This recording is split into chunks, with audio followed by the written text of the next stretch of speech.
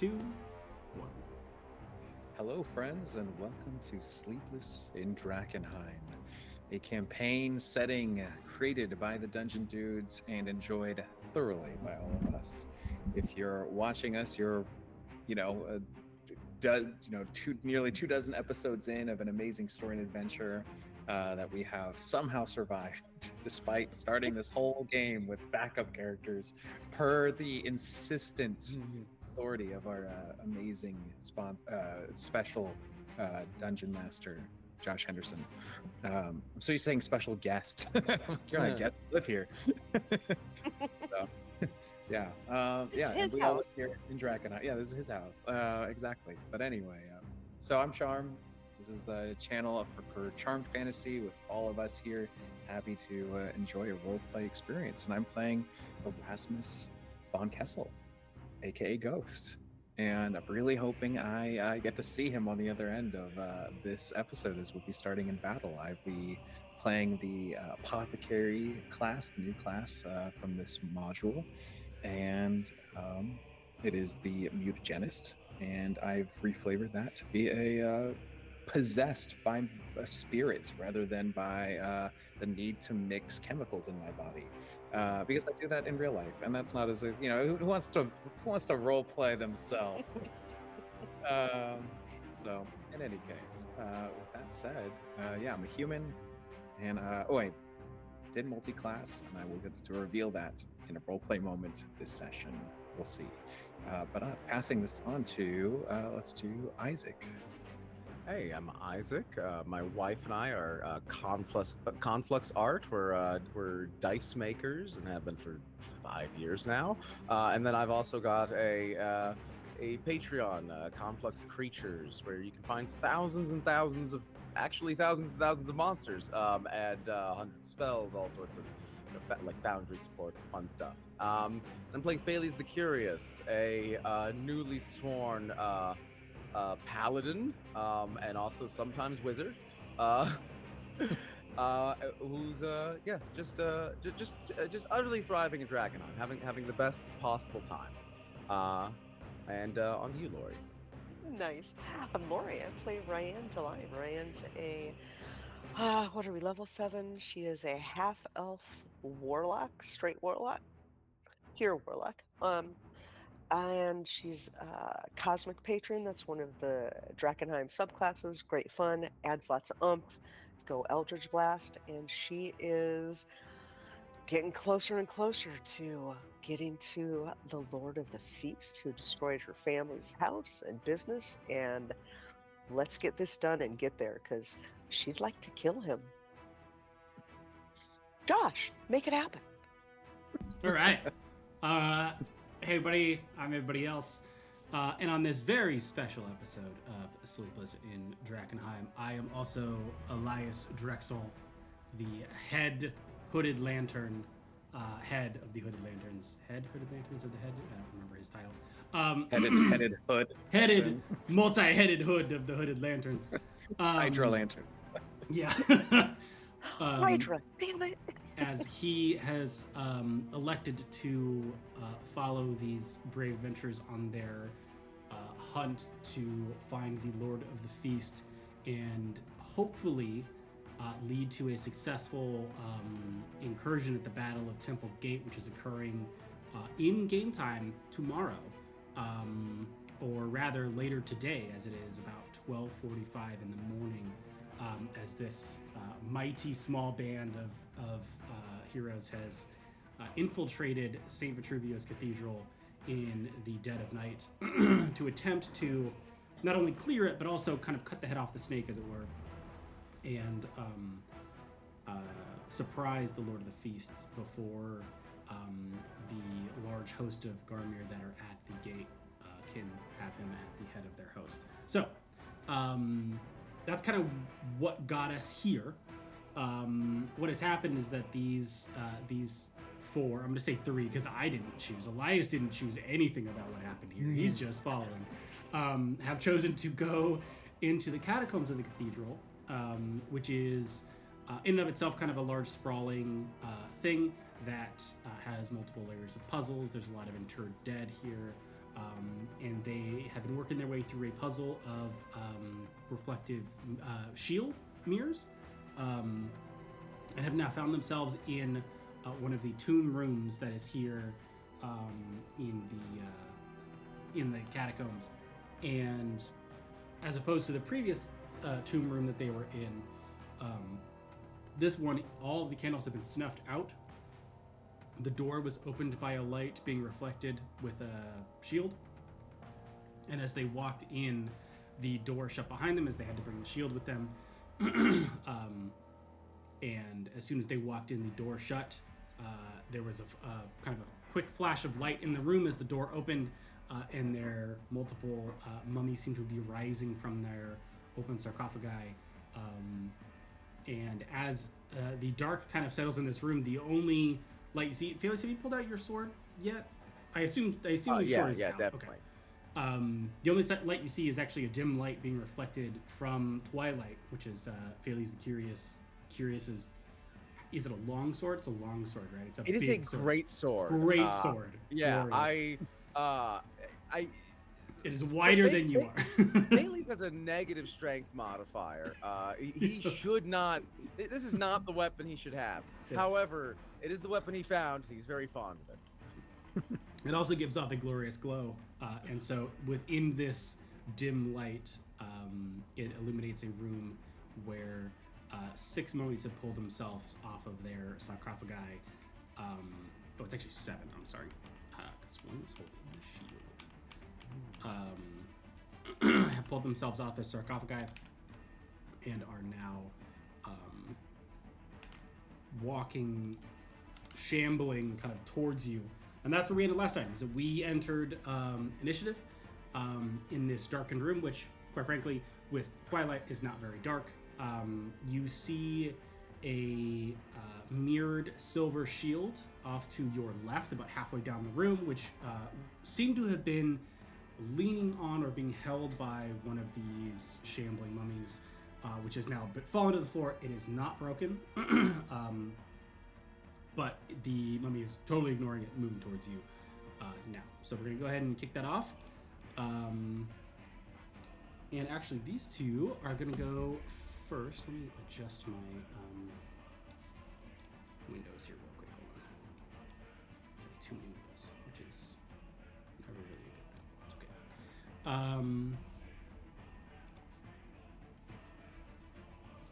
Great. So these two, I'm going to roll them at once. They are actually going to make it to you, as the room itself is not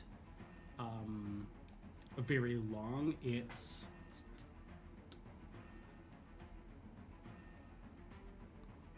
about 60 feet across, and about 30 feet wide. And so both of the mummies kind of in the front are now heading towards you, and are able to reach you and take swings. Over.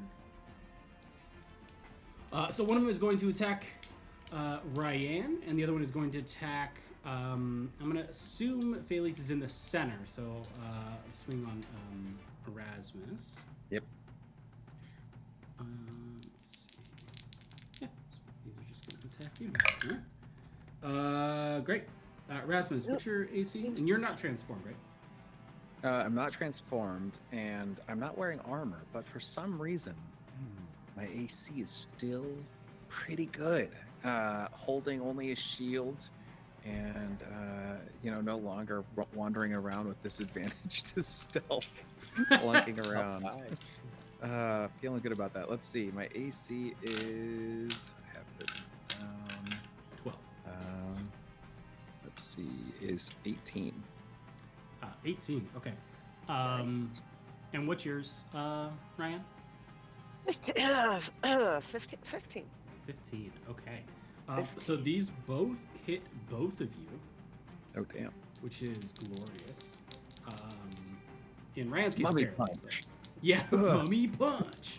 Mummy punch from Josh Make It Happen Henderson from Yeah. from the shadows. From downtown, 20 feet away. Are there mummies in the other catacombs too? Get real Ah, tired of yeah. these mummies on this plane of existence.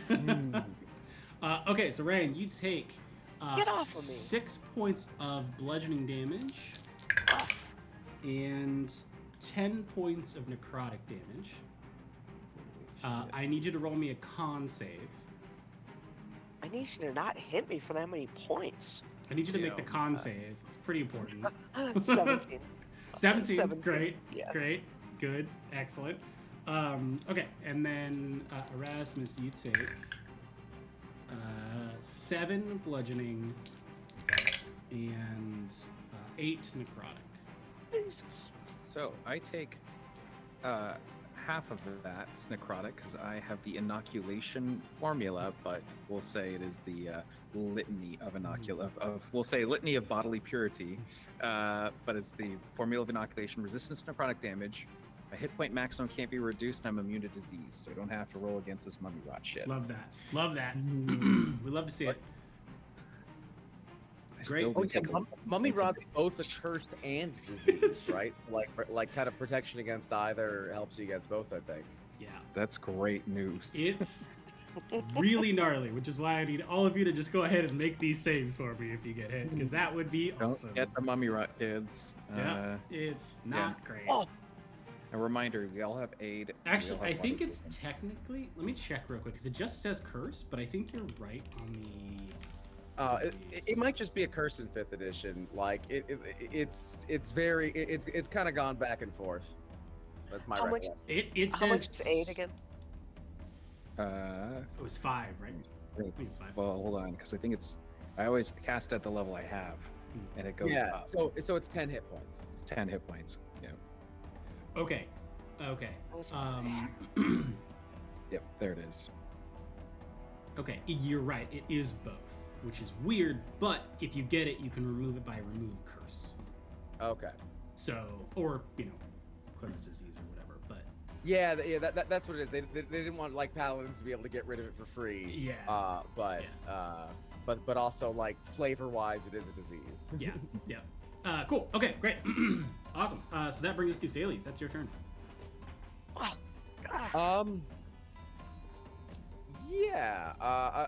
Okay. So these so it's 2 mummies that approached us, or there's more coming? There's more coming. So 2 have approached you kind of on either ends. So at your, let's say, like 1 or 2 o'clock, and then the other like 10 or 11 o'clock from where you're looking. You're in the center.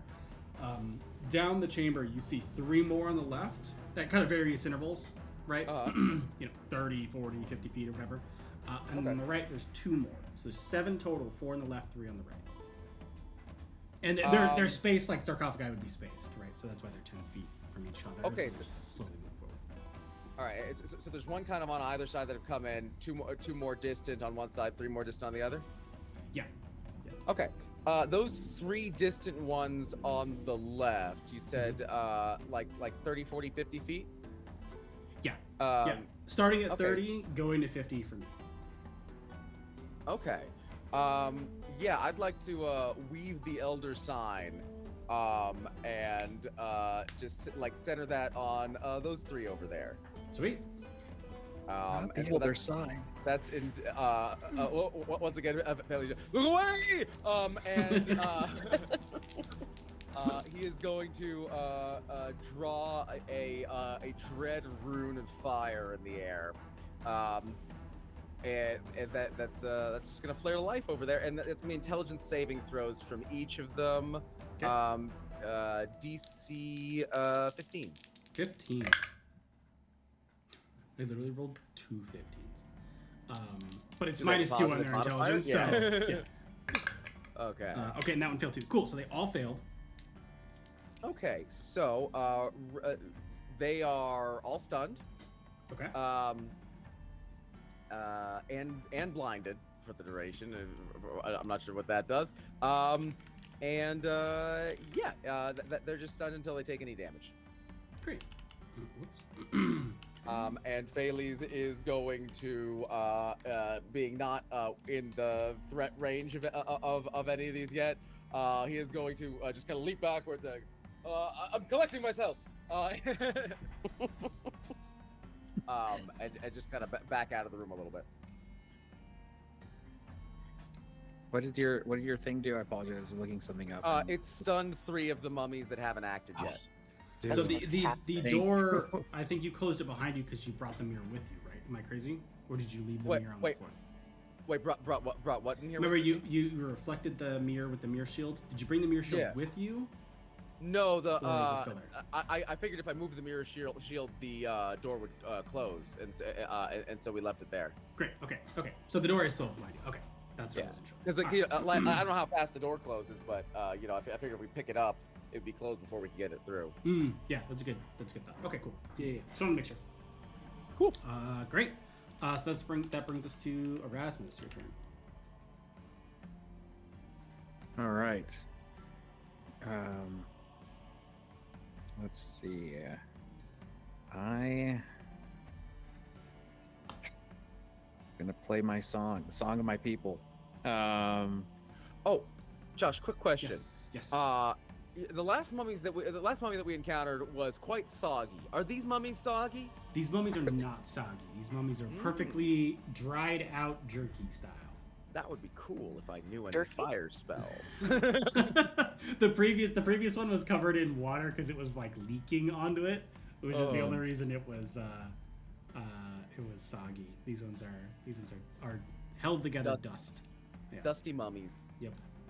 Sounds like a cereal brand, like for like a seasonal only release. It's I just don't want to know what. a lot of sugar flakes. That's their powder. It's What's Dusty the Mummies. toy in there? I What feel like color it'd be mummy something did rad. you get? It would be mummy dusties. Mummy Dusties. Oh. That's, I mean, someone's gonna take that and run with it.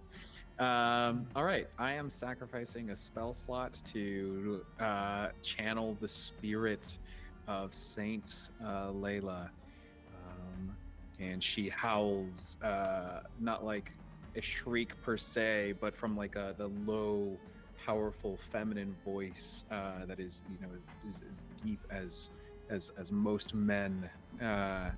From the depths of despair, I rise to put you down. Dare you challenge the light that has awaited you?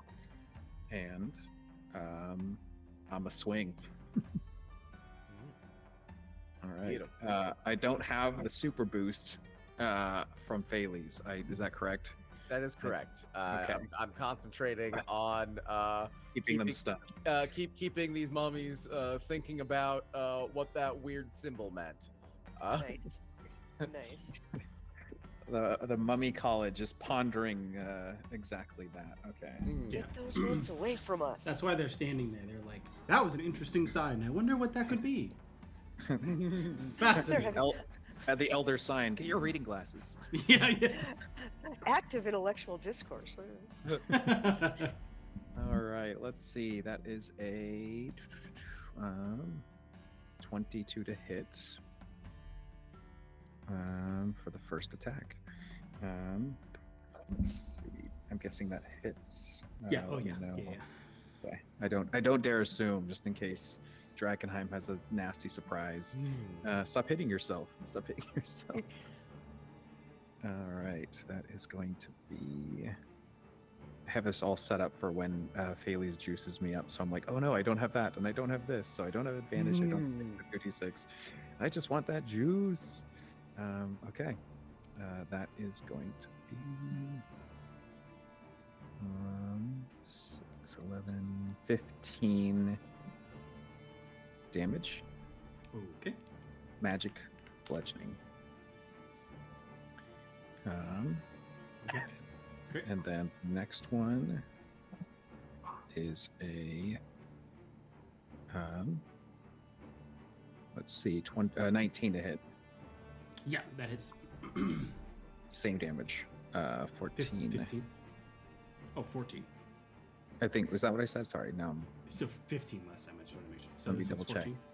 14? Sorry, 15, correct. Yep. I'm Okay, getting so my this shit together. it doesn't really matter, I guess. So cool. Okay. Awesome. And I don't have a bonus action because I used it. So that is my turn. Just mummy punching. Mummy punching. Mummy punching. Good song. Good song. All right, that's me. All right.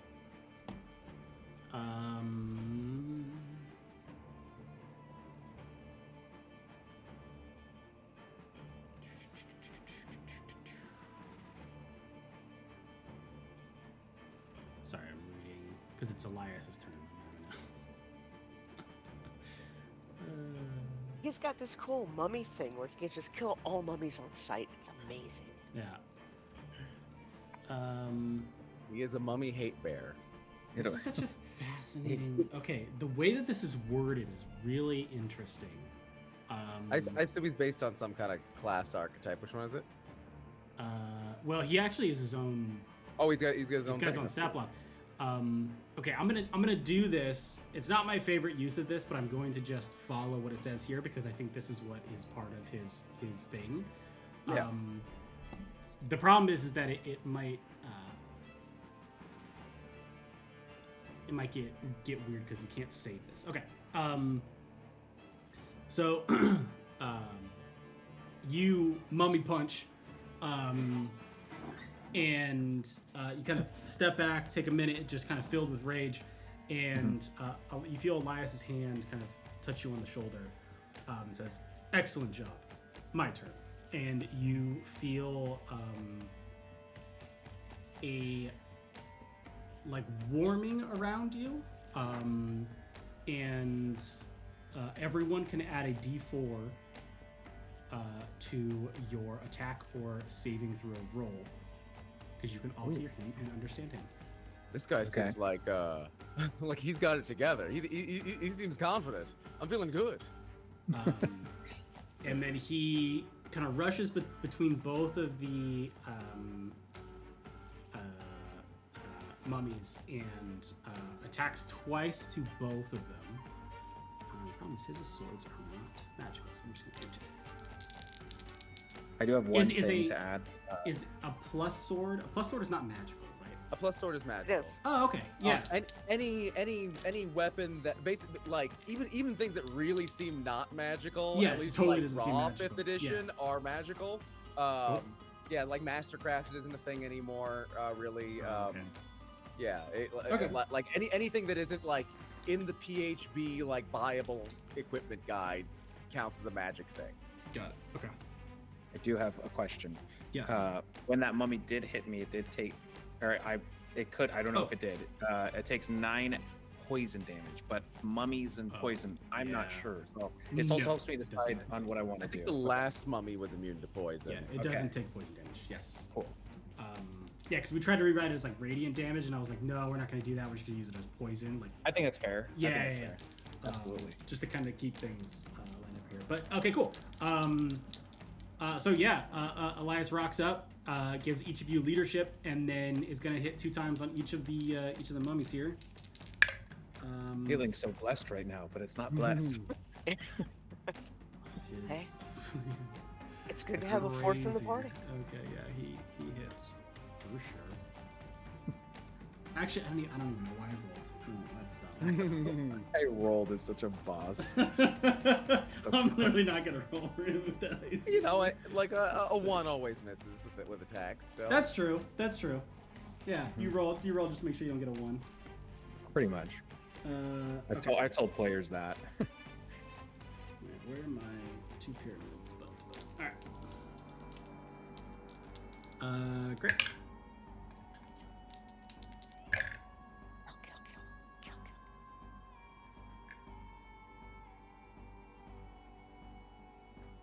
Okay.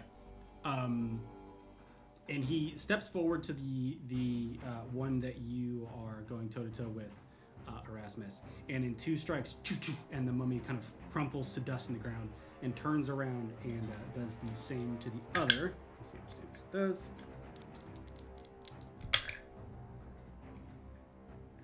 Cool.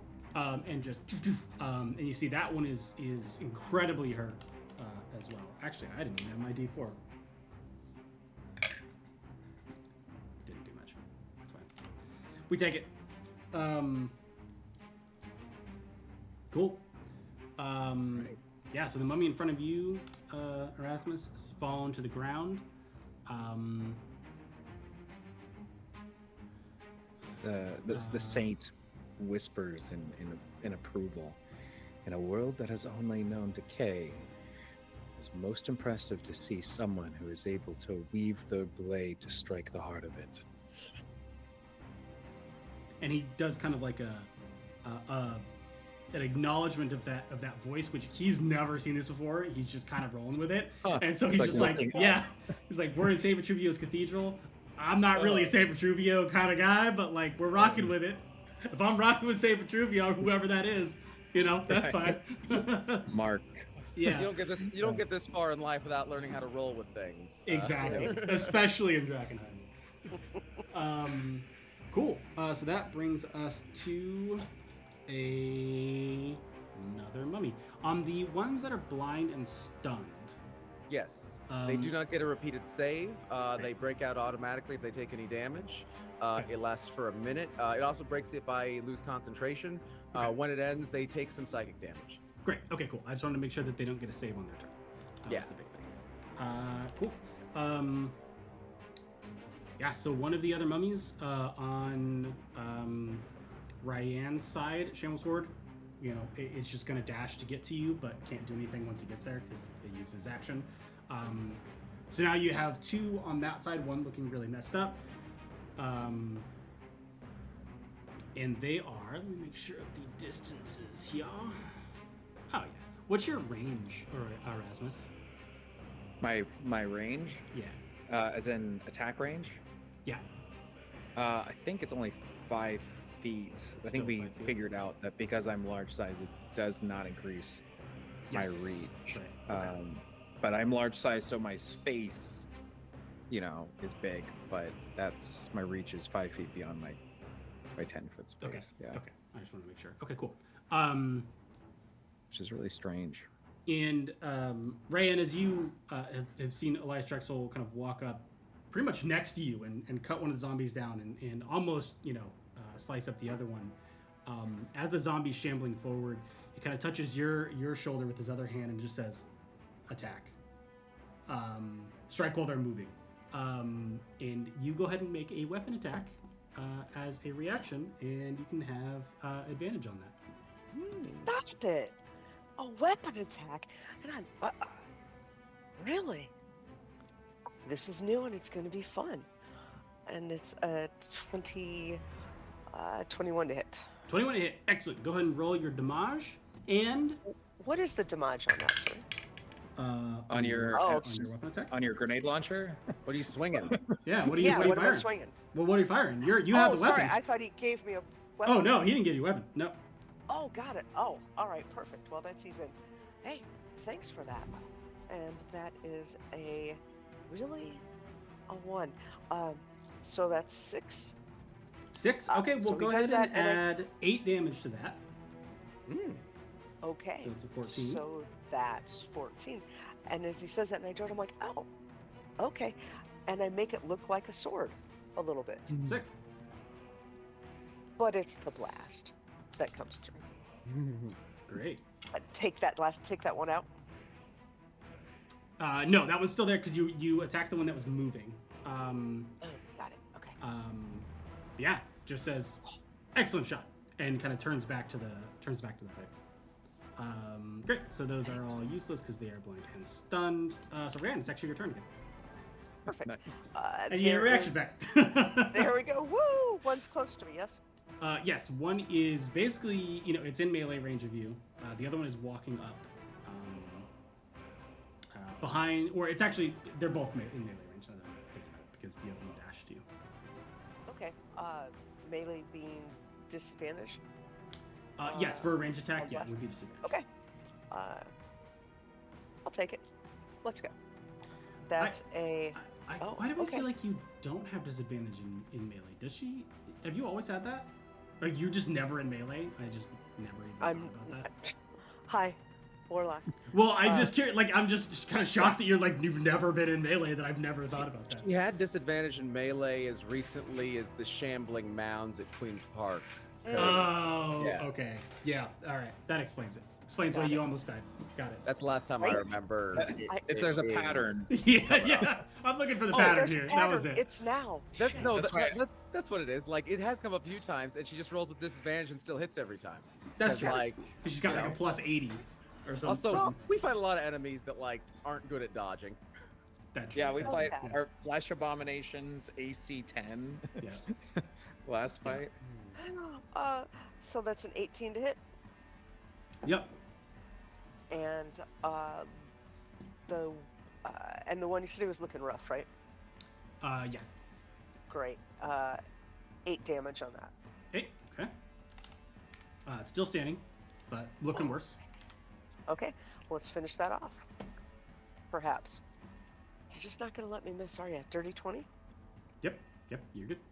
And 4, and that's 9 more on Okay. that one. Yeah, that one goes crumbling. Well, falls over. So that. We'll take it. And then there's still one, so that one's gone, and there's still one approaching, yes? Yes. Yeah. Well, Got it. there's one. Yeah. So you've got one next to you. There's another one next to you, and then there's another one further down on your side of the room. Okay, yeah, no, I didn't like the way they hit, so, ooh, I don't know. Does a 17 hit? Yes. Okay, and that's, there we go, 8, 9, 10, 11, 12, and let's add that d4 to it. Woohoo! So 13 damage on that one. Great. Okay. Awesome. Still So up. we're blasting, and as she's blasting, she's looking at Drexel because they're not always crazy about the whole magic blasty thing, and Oh, he's fine with it. He's hooded lanterns. He doesn't care. like, Yeah, no he's reaction? like, Let's nah, go. he's not Silver Silver Order. Order. Yeah, he's locked in. He's fine. Excellent. And at the end of your turn, he's going to make his own weapon attack.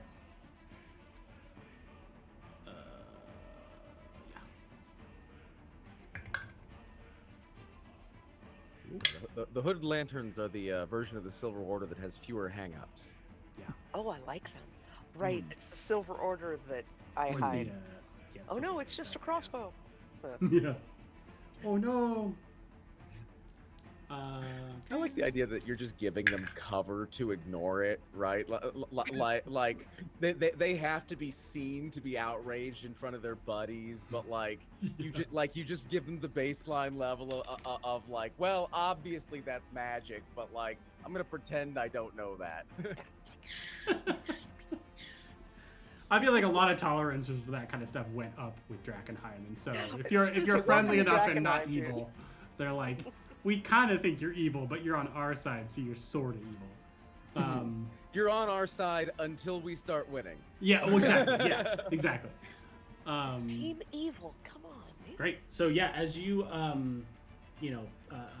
Eldritch Blast the one gun and standing in melee, Elias sinks his blade up to the hilt, in the heart twists, pulls, and the zombie's still, or the mummy's still there. He just kind of goes, Brazilian, and kind of like does like he was like wiping off the blood on his sword, but it's just dust. He's It's just, just dust. like, I have a feeling this guy was doing a lot of studying the blade while other people were not. We're not. Yeah. The vibe I'm getting. Great. Okay, so let's see. This is one more mummy on your side, Ryan, and it's gonna just take a dash action, still about 20 feet away from you. So you have one in melee. He's looking pretty hurt, and then one about 20 feet out from you. And we go back to the top of the initiative order to Phalese. That's you. Hey. Your turn. Okay, so now that things seem to have crystallized a little bit inside, a better view of things, having stepped back a moment, like getting a little closer. Do I see? So there's the fallen mirror off to the left. Yes. Is the light we use to open this entering into the space at all? Yes. Yeah. It goes all the way through, like to the Okay. back. There's a think there's a door on the back end. If there is a door on the back end, it's We open, directed it towards so. like an orb or something. That was in the other room. Oh, okay. But so Yeah. here it hit the door. It just Door goes open. straight It's through. passing through. Yep. Yeah, Uh, actually, it looks like it just goes straight through to the end of the room, which looks like there's a hallway that turns to the left. Okay.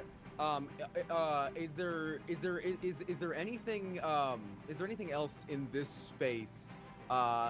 Something that we that might be used to start a fire. There's a couple candles, but doesn't seem to be. From Yeah, there's what some you can unlit tell. candles, but there's not like there's Not like not kindling, like the channel of oil going around the room. No, Like, no, that'd be sweet, but no. Like The what only you're things that thinking. look like kindling are the actual mummies themselves. okay. You know, and then they have their sarcophagi. They're actually all decked out in like finery. Like they Mhm. have like gems and gold and the Oh. whole nine. Like very Oh, okay. well ornamented. They are. Uh-huh. They were either paladins or high clerics or priests. I mean, this is St. Vitruvius Cathedral, right? These Right. are incredibly important people in the church. So There's 3 of them clustered up on the right side now, right? getting closer to full clustered, and there's only 2. Oh, okay. Yeah, I thought 2 of them like dashed in to meet. And okay, one the of them first died. Oh, but even dashing, they didn't make it all the way. Yeah, one of them hasn't made it all the way yet. Yeah, 'cause it was Is the 60 feet up. is the one that hasn't made it all the way? How far are they? He's like about 10 feet away, not 20. About 10 feet away. Okay, cool. Yeah, let me pop a shatter. It's a 20-foot diameter. Oh yeah. Yeah, so Make sure it doesn't hit any load-bearing pillars. Actually, how low's the ceiling? Been there. Ceiling on this one, I'll say it's a 40. No, not 40. That's huge. Let's say 15 because I feel like this would be a little bit taller Okay. than like a normal ceiling. Yeah, 'cause like more it's- higher than you'd expect in a basic catacomb, but still it's a catacomb. Like a cathedral, yeah. Well, yeah, it's a massive cathedral above it. Yeah, so I think 15 is probably good. But yeah, it's still a catacomb. So Okay, cool. Yeah, so I'm gonna center it on those 3 if I can, and whether I want it to or not, it's gonna catch some of the ceiling. So maybe that'll do something. Okay. So that's gonna be Constitution saving throws from each of these. This is at second level. all right, so there's only 2 on this side because the other one died. So you're gonna get 2. Is that good? Oh, right. So there's only 2 remaining on the right. Yeah, right? yeah. So there's 2 remaining on the right, 3 remaining on the left. Oh, I'm And sorry. the- Yeah, the 3 on the left. Yeah, I'm going for them. Okay. Make sure that I'm doing this right. And those are more spread out. What's the radius of it? Your diameter is 20. So 10-foot radius. So 20-foot 10 diameter. foot radius. Okay, so that'll be. You can hit the 3 that are stunned. Yeah, I'm not gonna do that. Okay.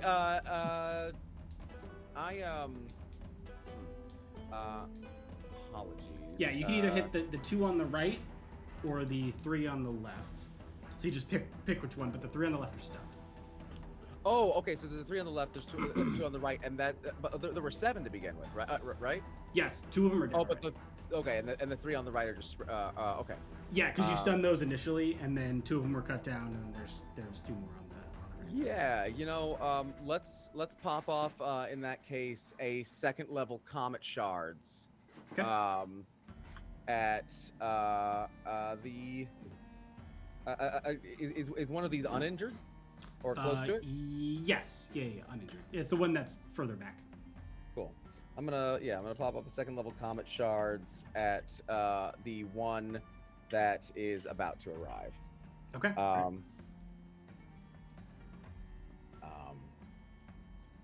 Like a fancy person talking about orgasming. I'm about to arrive. Yes.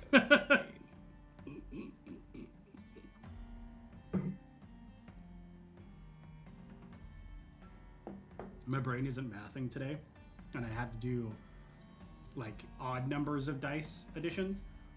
So there's like d8s, and that's not normal. I'm like, this is unacceptable. Why do I have to add 7 and 5 together so many times. My brain's not working. Yeah. 35 points of force damage. Sick.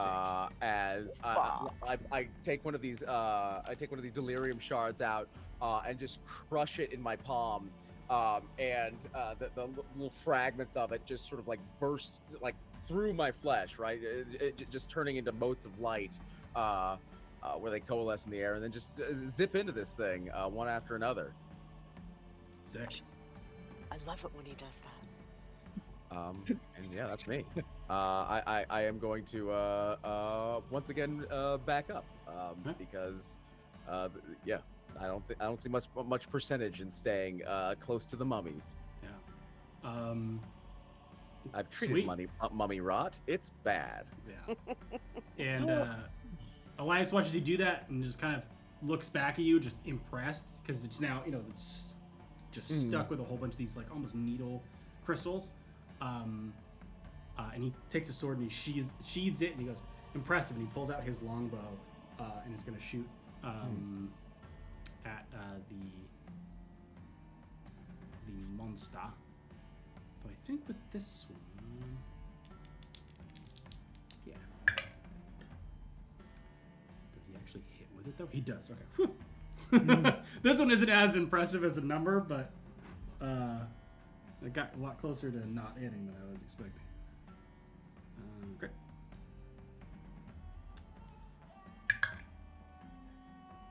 Cool. And you just see the arrow kind of joins your purple shards in the mummy that is shambling up from a distance. Great. And then we go to Erasmus. It's your turn. I'm gonna punch him. Okay. So on your side of the room, and you can always cross side. That doesn't matter. But on your side of the room, all those mummies are stunned. I guess I'm gonna hit one of the stunned ones and get advantage. And is it a critical? They're not paralyzed. Oh, they're not paralyzed. I always get them mixed up. Yeah. Okay. So I will. Yeah, I'll start punching this thing. Punch.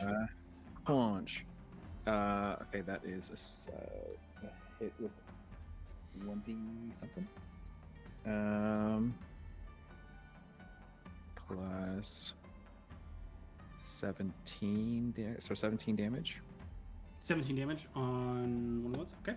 Great. Stunned mummy. It takes 10 points of psychic damage as well when it gets snapped out of its reverie, and it was just right on the cusp of understanding. Is the book was opening in front of it, and oh man, I feel really bad now. Like hyper focus and like almost having like that finished, really complicated thought. Information is important. And how much damage you do again? So I did 17 plus 10, 27 with 27? Thing. With his. Oh, 27 total. Okay, so you did 17. Yeah. Okay, cool. I had already done the math on his stuff. So. Okay, cool. Great. Okay, cool. And on my second hit, which is the same attack roll, I do 19 damage. 19 damage. As the Saint looks over to Elias Drexel and playfully says, "Impressive," and then just rips into this mummy. Just. That's funny.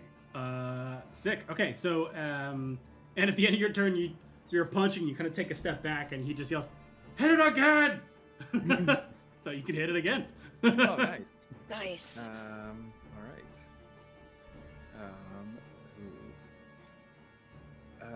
Is this an advantage or just normal? It is an advantage. Yeah. It's okay. Advantage. Yeah. Oh God.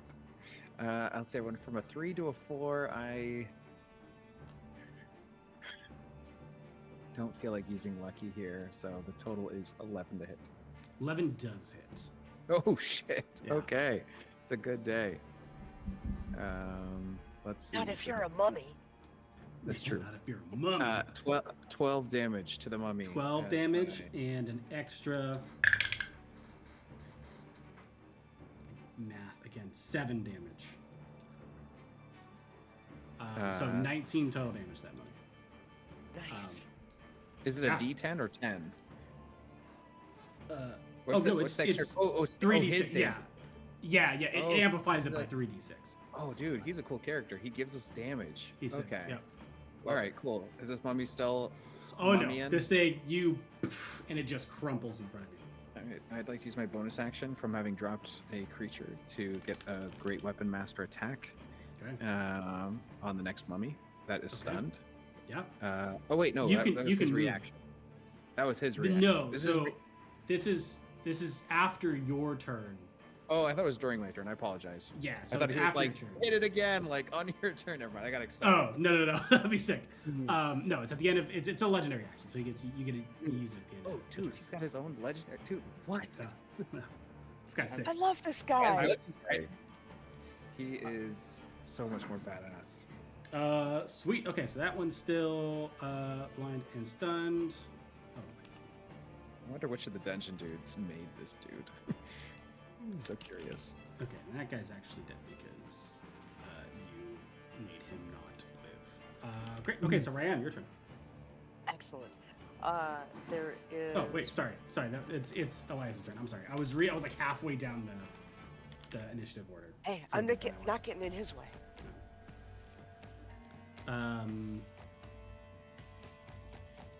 Okay, and actually, I think what he's going to do is he's just going to turn to the mummy that's right in front of the both of you, and he's just going to hit it to clear up your line of sight.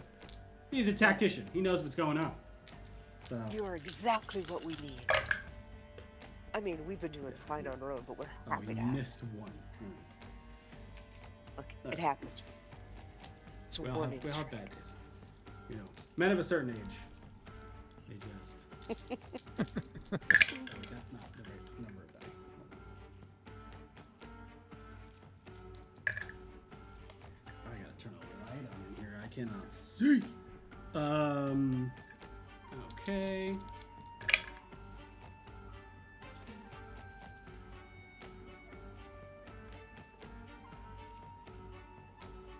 Okay. Okay, yeah, just straight cuts it down in front of you. Nice. Just Thanks. and then looks at you and says, and kind of motions, like opens his arms wide, like pointing towards the mummy Right. at the end of the hallway, and it's just like, there you are. And that actually just clears you up because everything else in the room is stunned except for that one mummy. So you can go ahead and take a shot at that mummy if Perfect. you want. Hey, you know what? You don't have to ask me twice. That's a 12. That's a dirty 20. Yep. What in the heck? And that's 7 points of damage on the first hit. Okay. You know what? I like that. I think I'll do it again. There we go. 9, 10, 17 to hit. Yep. And 10 more damage. Like, oh, you know what? It feels so good. I'm gonna do it again. 15 to hit.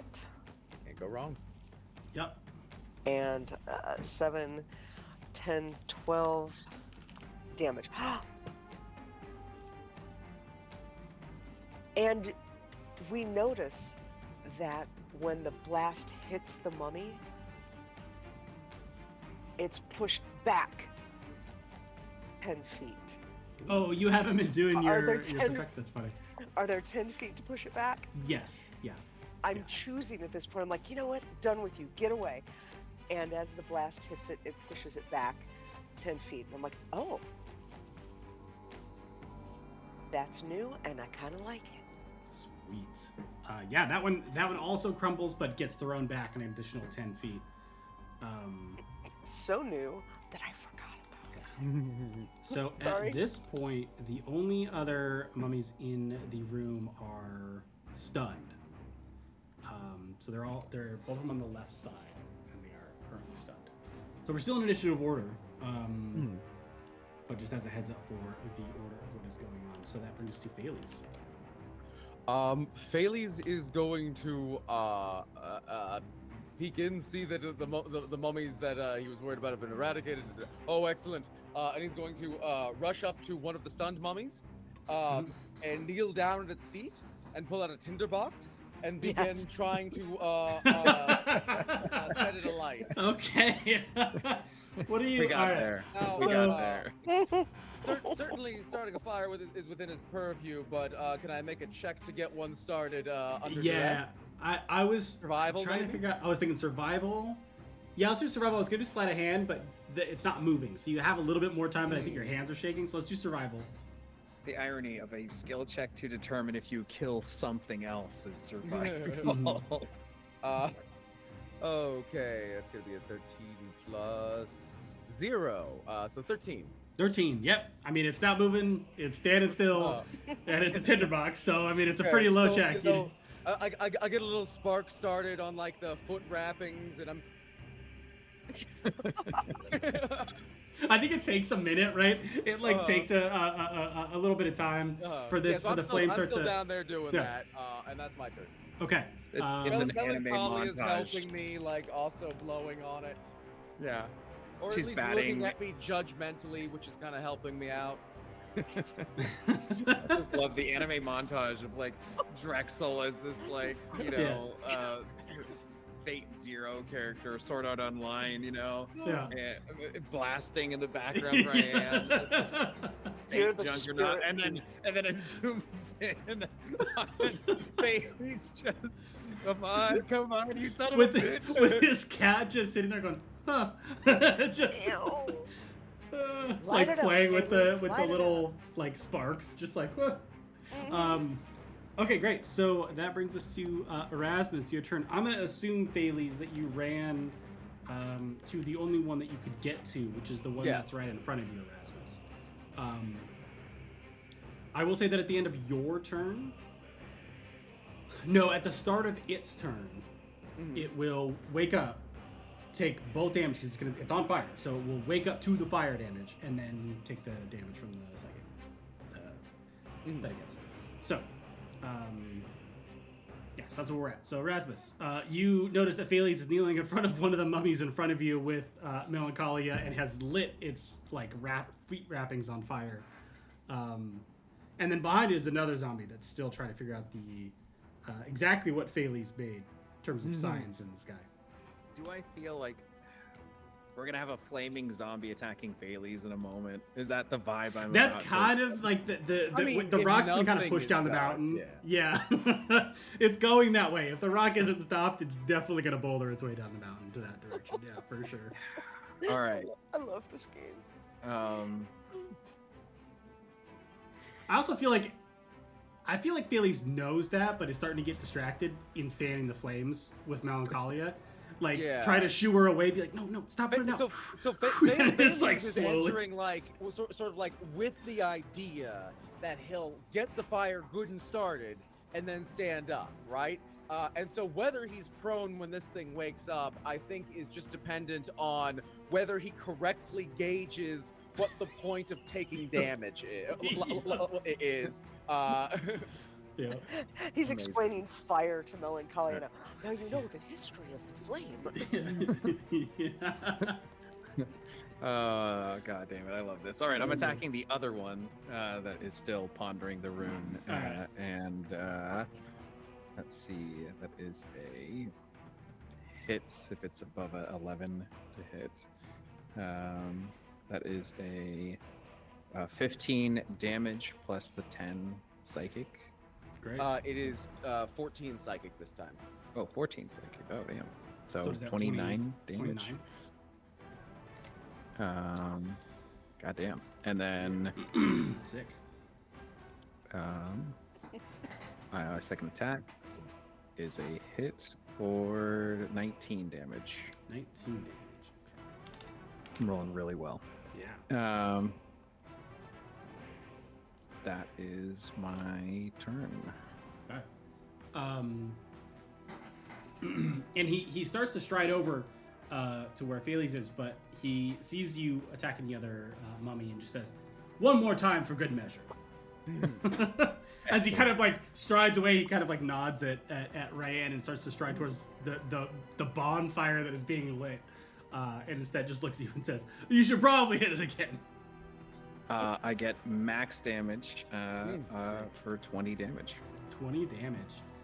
Yeah, you just beat the crap out of this thing. This thing just keels over before it even not only understands the thing that Thales did in the Secrets of the Universe, but realizes that it won't ever get there and then falls I just have the spectral claws punch through his chest, and the saint says, "I remember you.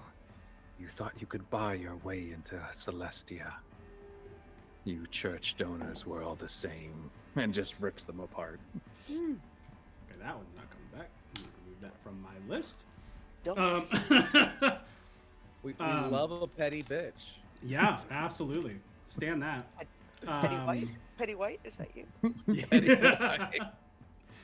And Elias continues his stride across the room, and Thales, as you're kind of like realizing that the flames are now, it's good. It's gonna definitely get this. You feel this pull as he kind of lifts you up onto your feet and says, "I don't think you want to be here when this thing wakes up," and kind of like moves you to the side a little bit and kind of like stands. The one that he's saying that about, like that's the one that Erasmus just killed, right? No, it's the other. Erasmus killed the one. Oh, he just did the other one.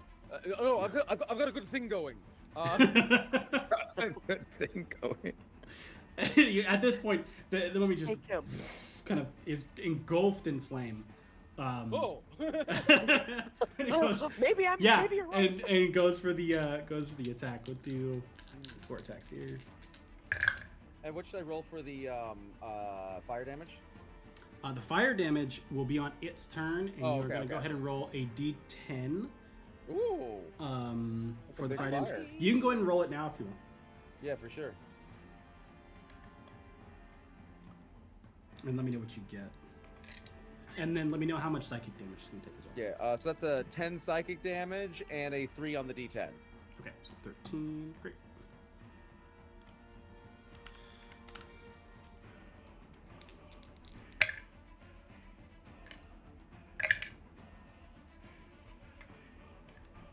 Ooh.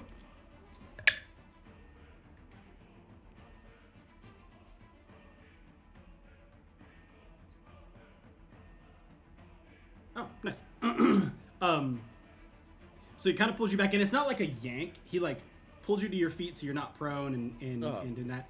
He kind of picks Melancholia up, puts her on your shoulder, and kind of like ushers you to the side a little bit. And then the zombie kind of engulfs and he turns back and he does 3 quick strikes and then a deep kind of plunge into the heart. And as the sword is kind of plunging in, it wakes up covered in fire, totally engulfed, and then you just see the psychic damage hit its psyche as it starts to scream. And as the blade hits the hilt, it stops the scream, and he just kind of like takes a foot and just slides it off the end as it kind of crackles. And from him says, Thales is immediately gonna run up and use his cloak to start to put out the fire. And he takes his cloak and starts to like wipe his sword down and goes, "That was a great idea, first of all." What are you talking about? This is an intense hazard. We're underground. Look, seemed like a good idea at the time. It As worked. soon as I got this started, I realized what a terrible idea it was. And he sheathes his sword, and kind of turns to the rest of you and says, "Have you dealt with mummies before in Drakkenheim?" Oh yes. Excellent. Oh, what was it? Was it Saint Tarna that we desecrated? No, wait. Is that right? Desecrate is a hard word. Yes, we have. Have you? I have. I can't say I've desecrated a saint before, but Well, there's time for everything, right? I suppose. This talk is unseemly. Yeah, he just kind of like she's the sword and doesn't look at Erasmus very clearly, not looking at Erasmus, just being like, "Oh yeah, It's behind me. I've never desecrated a For saint. sure, First of all, never done that." To be clear, I am employing some dark humor here. It is of course a horrific tragedy that these followers of the Sacred Flame were risen to undeath in this way. Really seems like I don't know. Either there's a strong strain of necromantic tradition within the church, which I'm sure the church would never do that, right? Or these protections against undeath ain't shit. Because These were no saints. oh, okay. If they had been, I bet it would have been so different. I suspect. Oh, go on. No, I was gonna say, and I'll look at Layla. I'll look at the Saint. It's like, you know, we rarely attack first in these situations. We do what we have to do. Wait, Respectfully. Ryan, which situations are you talking about? We came in here. The mummies were the first ones to rise. Had they just stayed slumbering, we would have moved on.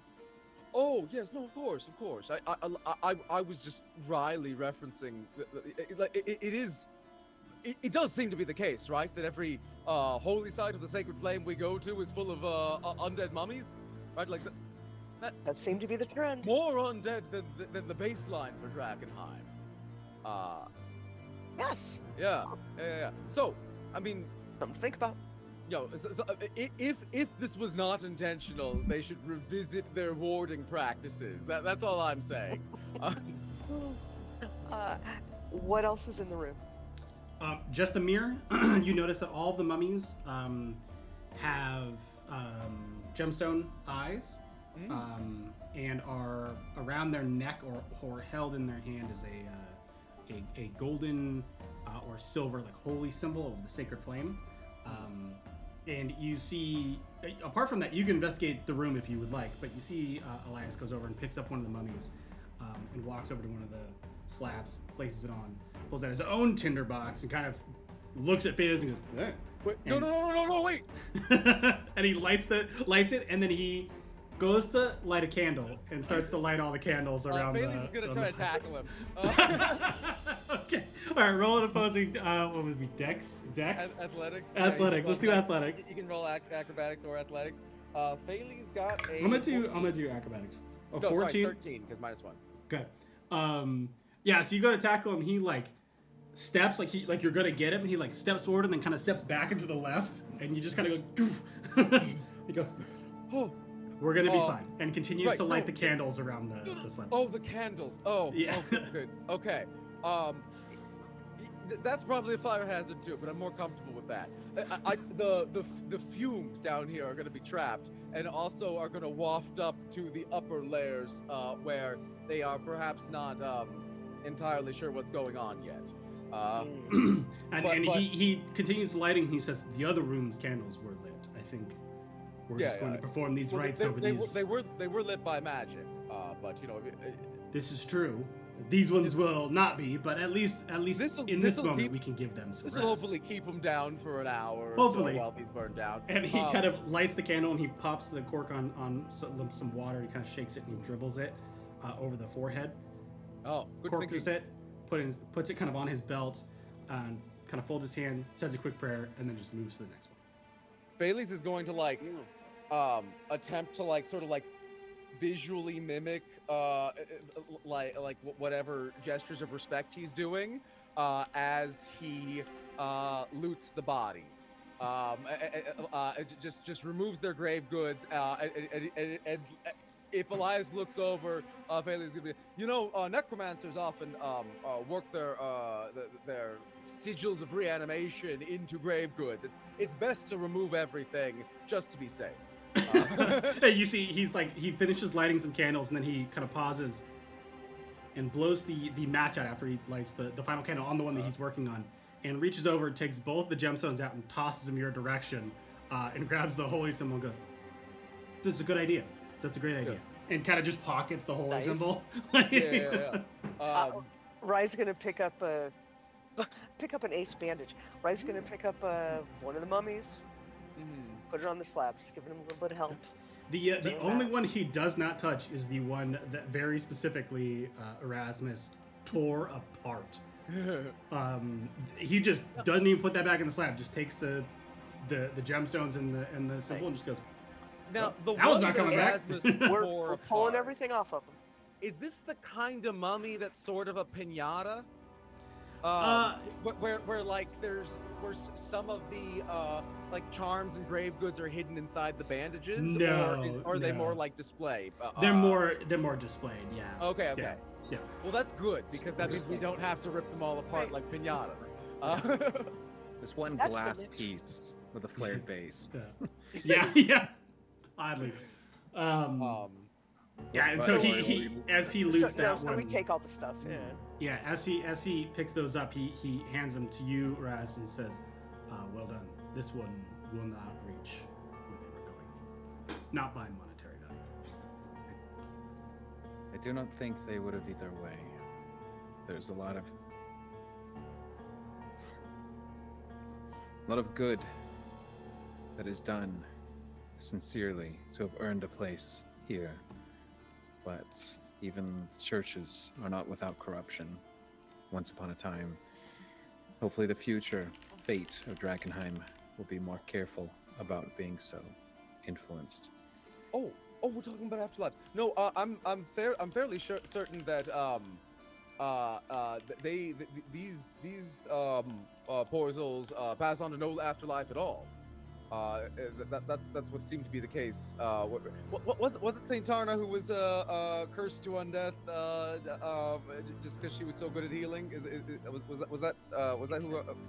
Yeah, pretty much. Yeah. Yeah. No, they're still, to the best of my understanding, well alive and conscious. They're just incapacitated right now, and they're going to remain that way. Really terrible. Yes, there are many different fates. I have been bound here, as you know.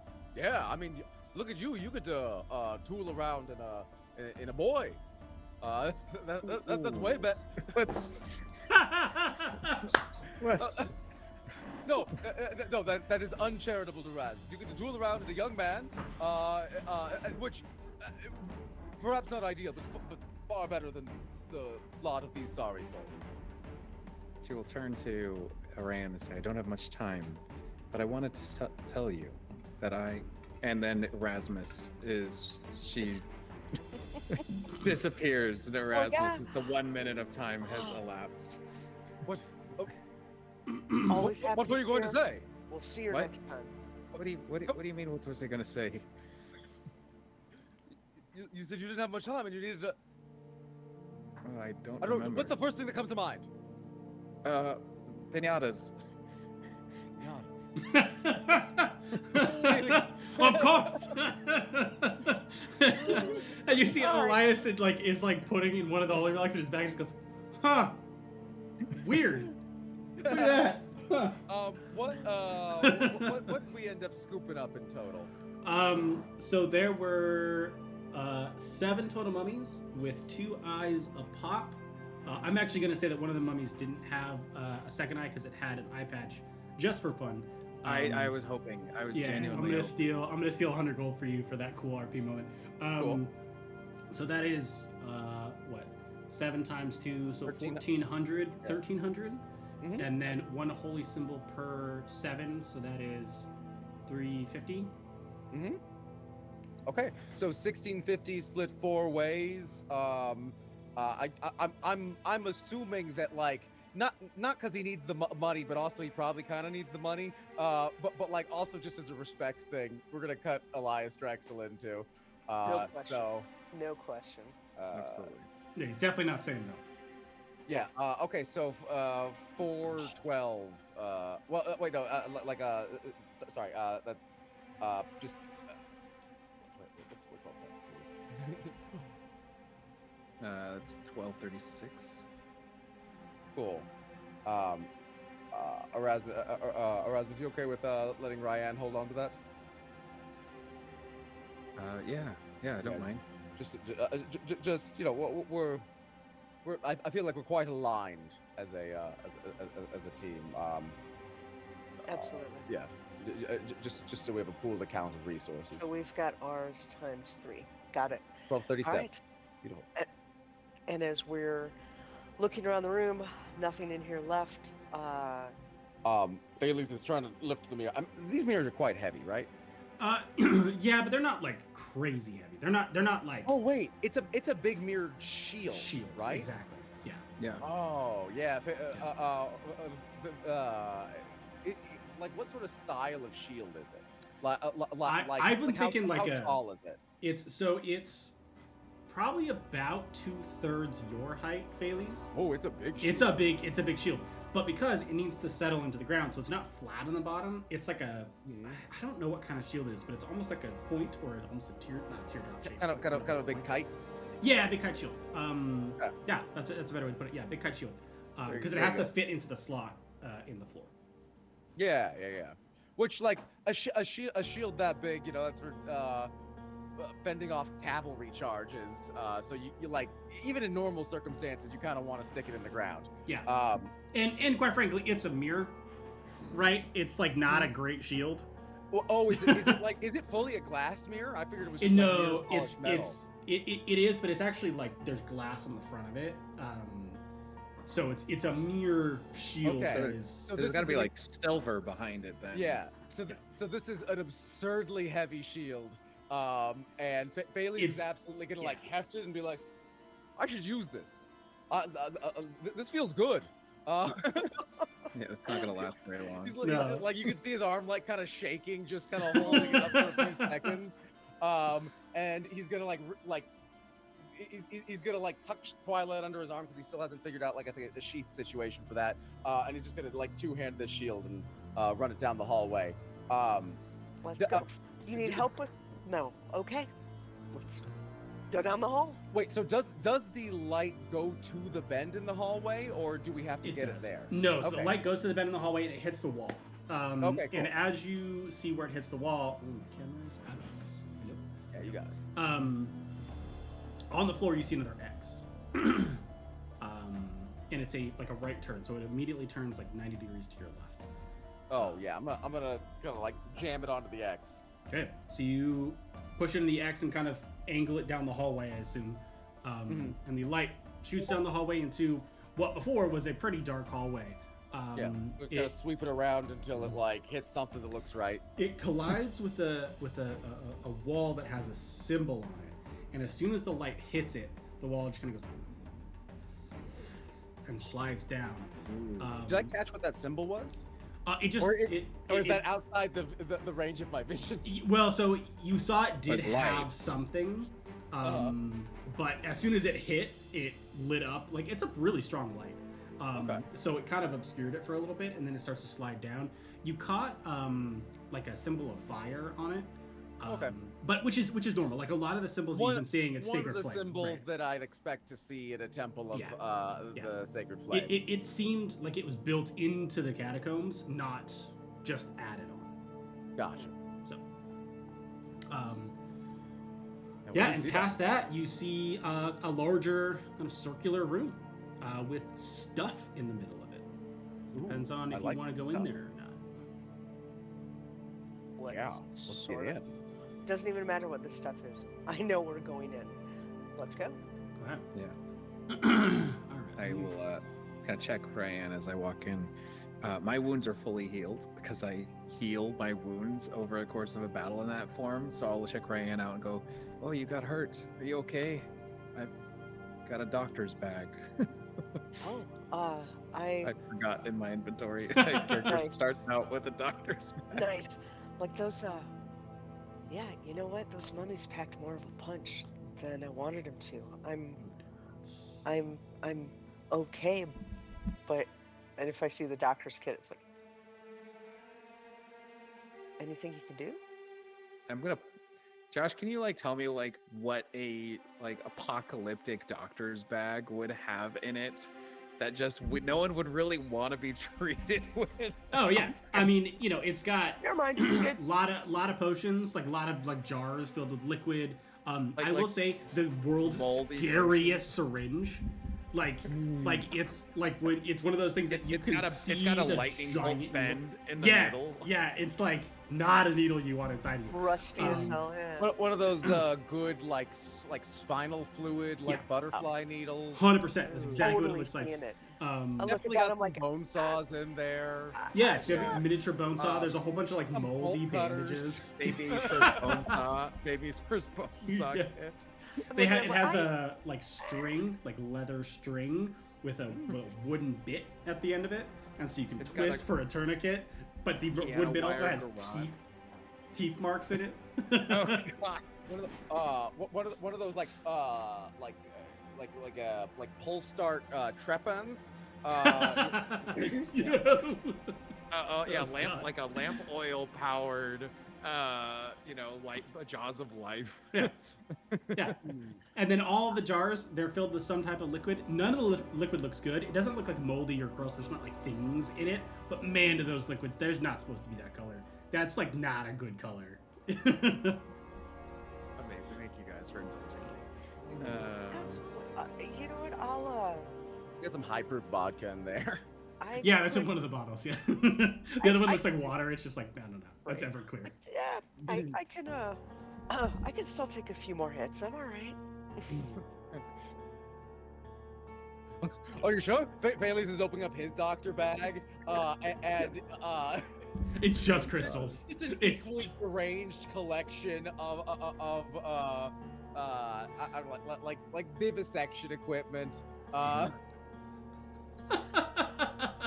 But there's Oh, also God. like each piece of his equipment is connected to a like puppet.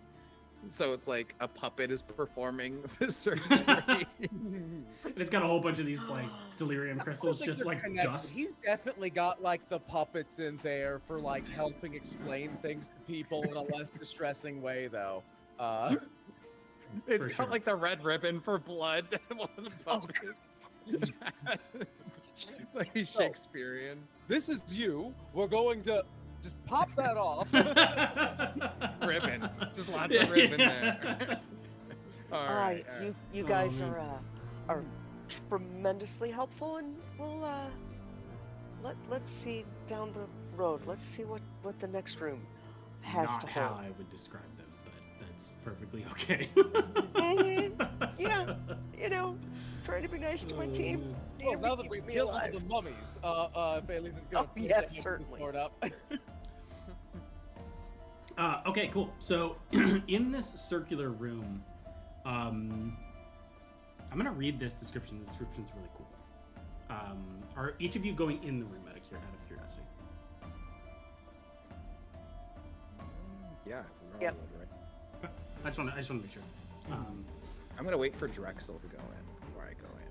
Yeah, I So mean doesn't he pull, Mr. Bond, I had you fooled this whole time. and then moves a mirror. Yeah.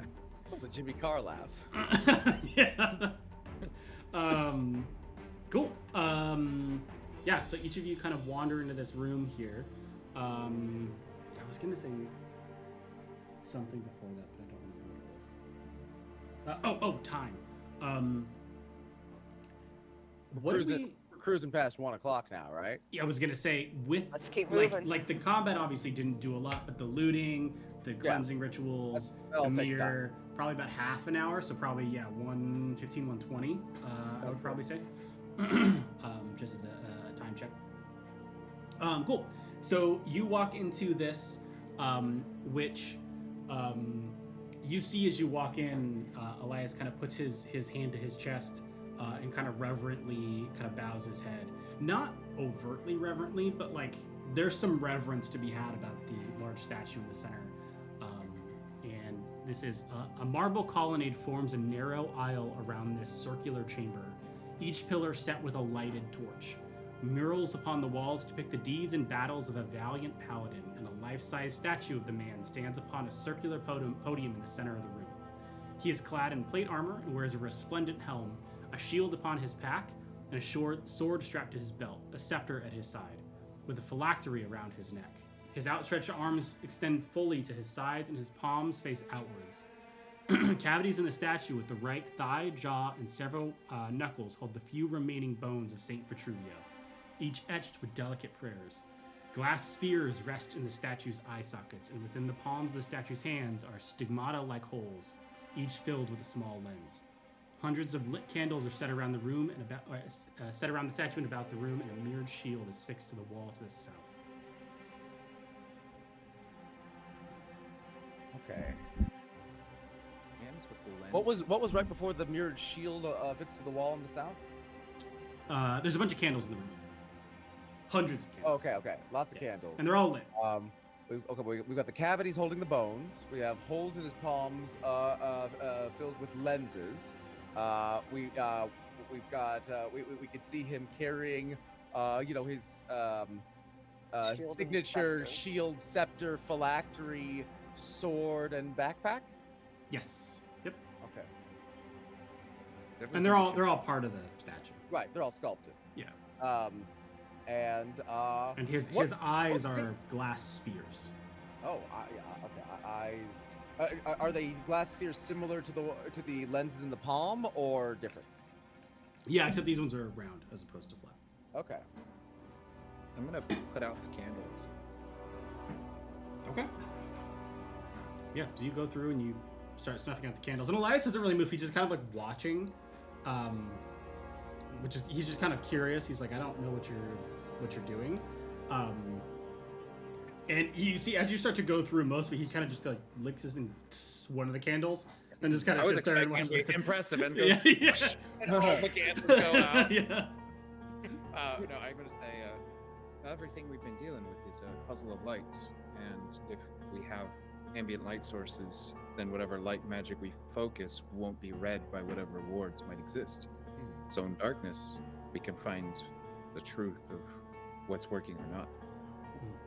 What does Saint Vitruvio look any particular kind of way in terms of like does he look like any does he look reminiscent of anyone that we've met, and B, like what is he being portrayed in any way that's notable in terms of what the sculptor was trying to convey about him? I went to the first one. No, he doesn't have a resemblance to anyone that you've met. Okay. Very, very unique in his guy. He wouldn't even be mistaken as anybody else. Right. But in terms of the second one, yes. But there's what you kind of notice is there's a couple things here. Go ahead and roll. I'm going to say investigation. One is he's clearly being portrayed as like a reverent figure, but there's other. You get the feeling there's more stuff here. Like this statue is serving some type of signatory purpose other than just saying like, "Hey, these are the bones of Saint Vitruvio." Reverence, right? All right. And Rye's looking to. 17 total. Sorry. Nice. Investigation 21, and Ryan's looking more at does the statue have moving parts? Does there does anything articulated, anything that looks like it, secret lever opens something? Yeah. Cool. So as you kind of take a closer look at the statue, Erasmus, you're just putting all the candles? Yeah, I got a 23 investigation. 23. Sick. Are you looking for anything in particular, or are you just kind of just general? Now that I think our light source is going to be a sword, the Twilight. I think. And the beam that came through. And the beam. Yeah. I'm going to kind of just basically operate with the possible trajectories of the beam and the shield, and just kind of figure out through like what's important to the room and what's not, based on what's possible that the light can touch. Yeah. I'm gonna be right back. Yeah. So I'll start with you, Felice. So there's a reverence to it as opposed like that gives off this very holier than thou kind of vibe. It's Saint Vitruvio standing like chest and head faced forward, very proud. But the hands are at the side. They're not in like a prayer position. They're not, like up to the heavens or anything like that. They're very kind of down to each of the sides, which is the interesting part. That's the part that kind of sticks out. And trying to convey that like this dude was perfect, rather than like that's kind of the vibe you're getting. Yeah. This dude was too good to be aspirational, right? Whereas, very very pure. Sometimes a religious statue will go with this dude was a regular dude, but also really good. But one of the things you're kind of checking off your list as you're looking at this is,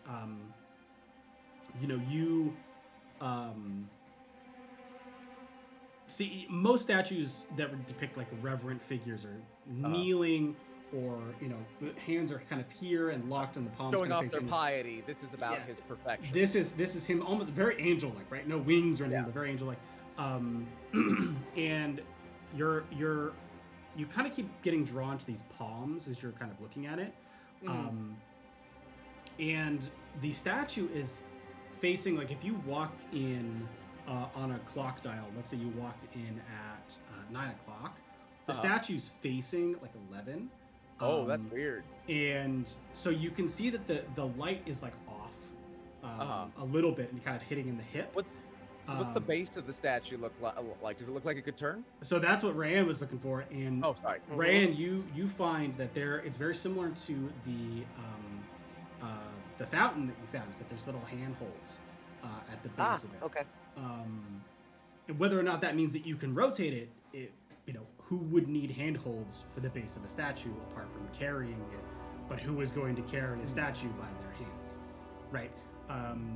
And Erasmus is gone, but one of the things you notice is, as you're looking at it, is that the light hits the hip right where the hand would be if you were to rotate or move the statue.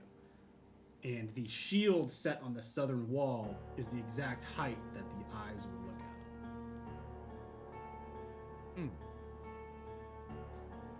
Okay. We're gonna wait for Erasmus to return to turn that, or do you want to just try to turn it? Oh, we can. Yeah, we can give it. So I'm just gonna, Yeah.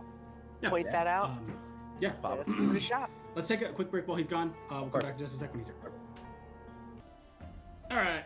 Welcome back. We had to take a quick break so that Erasmus could be here to hear the kind of layout of this tomb. So to answer a couple questions, as you rolled a 23, I think, in your investigation, the hands themselves have lenses in them. If you entered in on the clock face at 9 o'clock, the same trivia was facing 11 o'clock. The same handles that were on the fountain that you saw earlier are at the base of the statue. And the height of the light beam is at the same height as the lenses in the hands. And the shield is at the same height that he would be looking if he were to be facing that direction. All right, so we just need to turn the statue. Let's see what happens. All right, let's do it. Sweet. Go ahead and give it a strength check. And you said the light's already striking his hip, right? It's already Yeah. directing them? Yeah. Okay. Yeah. There's no other like minute And things we're that both you need doing to it. do. I'll give whoever the help action, even. No. Fayles will go for it. Yeah, I'm helping you. He's a strong class. Oh, sure. Yeah, it's good. The Take that strongest. help action. That's a natural 20 Oh, on the first roll. I didn't Sick. even roll Sick. advantage. That's What'd you get, fantastic. Ryan? Well, he doesn't need me. What'd you get? An 11. 11. An 11.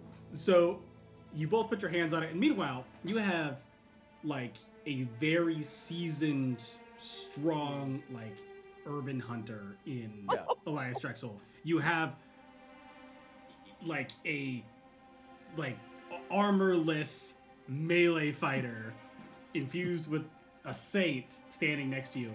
The two spellcasters are going for the heavy. Two lifting spellcasters task. going for it. And Ryan, you put your hand on one of the things you checked. You pull it, you feel it, and you're like, okay, wow. Whew, this is gonna be a long one. And then you just see Fayles walk up to the one kind of across from you and puts his hands on it, focuses, and kind of goes, and it just starts to.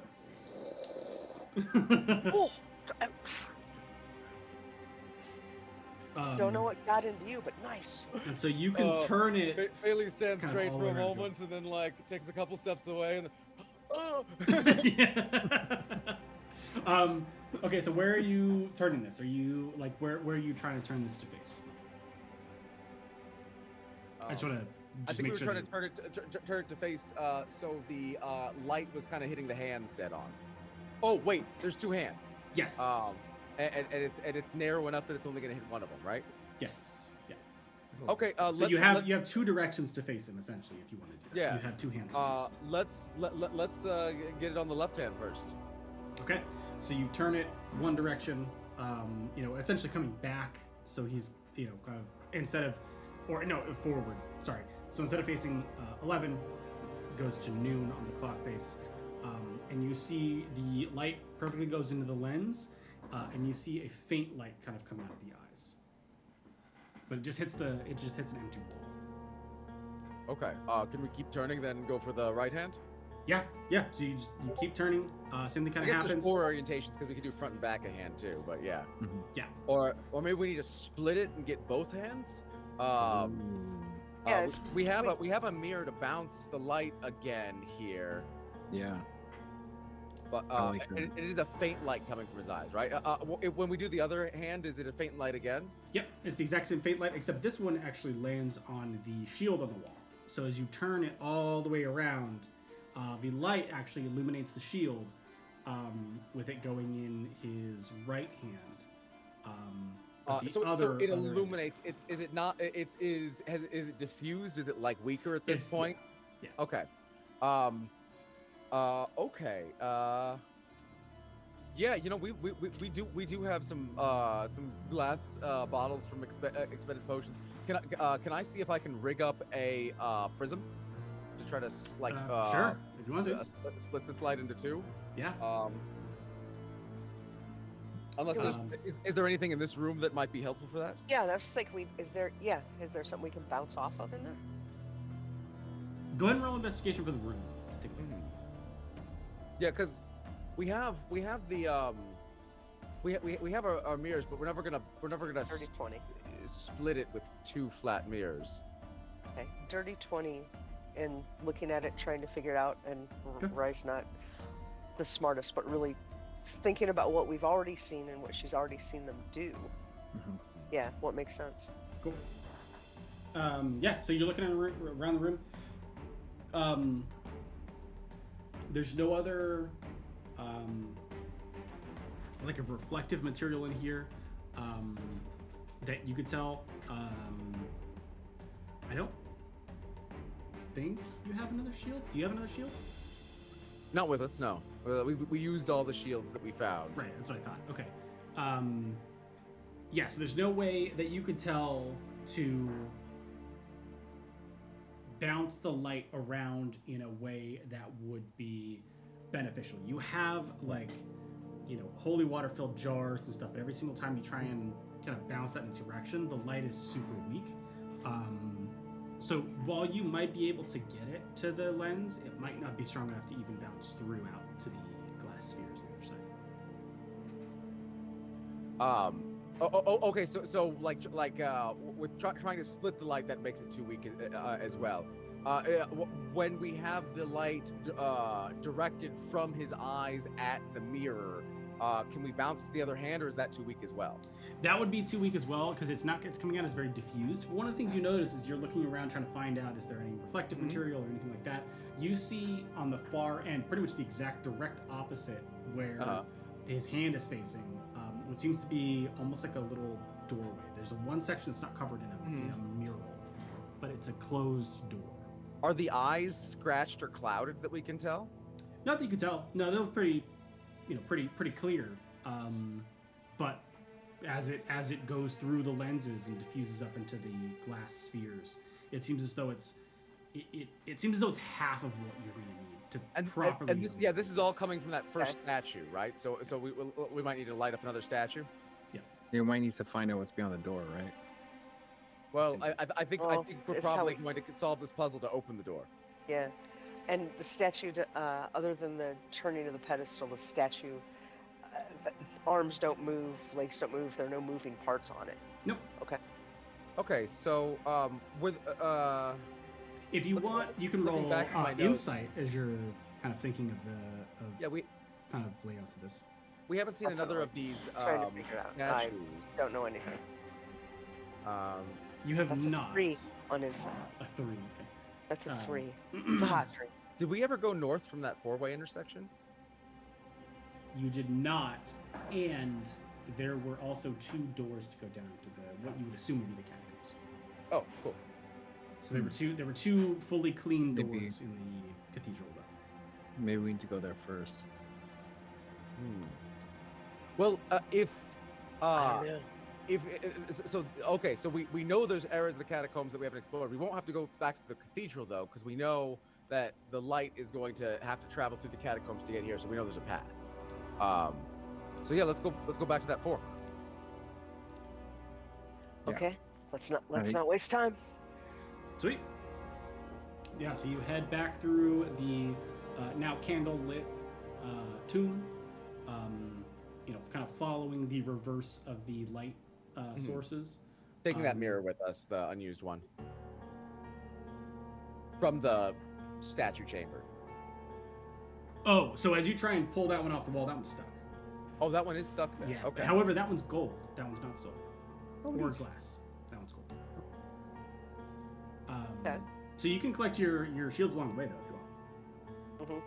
Mm-hmm. I mean, presumably we need the light to still go in there. We might rearrange them to more efficiently at some point, but we don't know how we need to do that yet. Yeah. Cool. So as you work your way back through the now candlelit tomb, back to the four-way stop, kind of following your light path as you go back, you find yourself back in the kind of fountain area, the one that has the ability to turn with the handles that you just found in the tomb room, or in the St. Vitruvius tomb room. And then this statue also has a place where you could place what seems to be like the right fit of shield. And then there's a pathway as you enter that room to your right. Oh, right. Okay, so we're gonna have to explore. We're gonna have to use those shields to explore deeper into here and get another source of light and more shields. Makes sense. So yeah, I think we do recover the shields then to start kind of placing them this way. Okay, cool. Yeah, so you grab the shield that turned the light into St. Vitruvius' tomb, and kind of head back to the fountain. Do you want to place it in the? Yeah, definitely. Did you? Okay. Cool. So now you have. You also, if you want to kind of do this one, you'll have to turn the other mirror to face this hallway instead, because it was facing south. Got to deflect it up instead of south. Yeah. Okay. Or So north you instead of south. turn the light this direction, place the shield, and then, as you found out in St. Judaism, spin it to face what again is another wall that has a symbol on it of the sacred flame at this point, which is a safe assumption, and that wall also kind of slides down.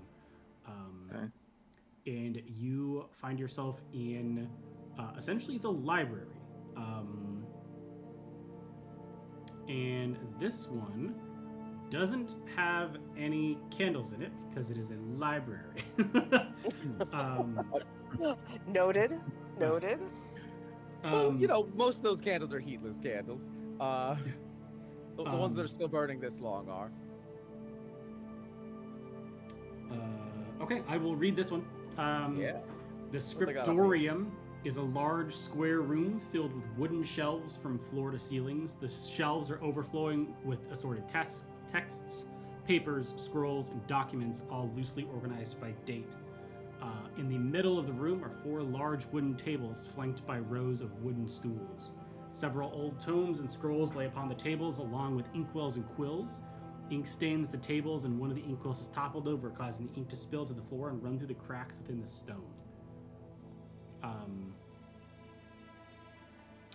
me scroll up here.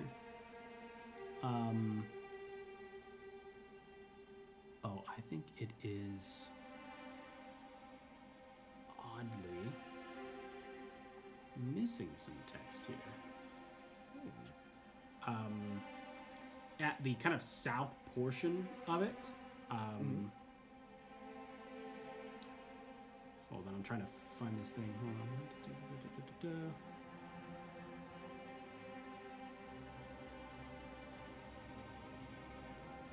Yeah, this is weird. You lose a page? No, there's it's like missing a section of the description. There is a statue to the south of this that seems to have 6 different lenses or were those like orbs embedded within it. Oh, that's 6. interesting. How many shields have we seen? Including the golden one. Is this another Saint Vitruvio statue? No, this one's different. Okay.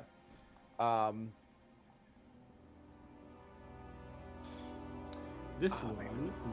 We do not have time for a reading expedition, but what's on the table? What was left open when somebody ditched out in a hurry?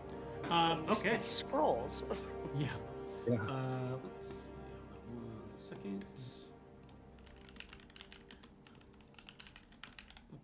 Hold on 1 second. Is there anything coming in on my mic? By the way, I'm doing laundry. It is. Oh, no, No. No, you're good. Oh, Yeah, cool. no, you're all right. That's good news. The mic is not letting that through.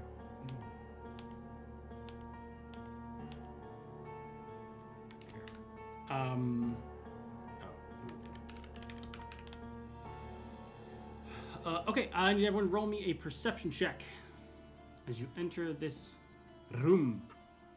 I didn't spell scrolls, please. What the? 18. 13. 8. Sorry, say that again. 18. 13. 13. Okay. I will Keeping in not mind that I find can only it. see in a 30-foot radius. Yes. And Elias Drexel's probably keeping an eye out for things too. Yeah, I'm gonna Yeah. for him in a second here.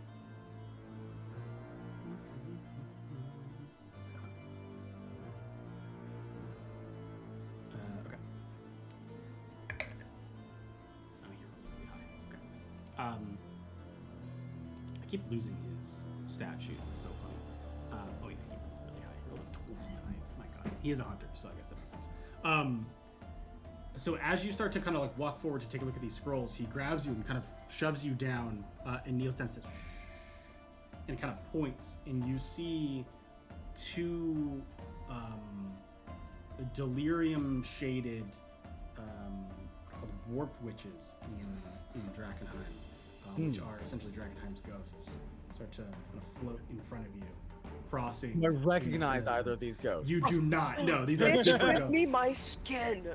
And then you see kind of floating from above, kind of drops down. It's one of those kind of dark, shadowy creatures. Kind of drops in kind of the center where all the benches are, and starts to float away from you. Taking a step back. You bump into me. And then time check. It's probably about 2:30. Okay, 2:30. And I'm saying dawn is about 7.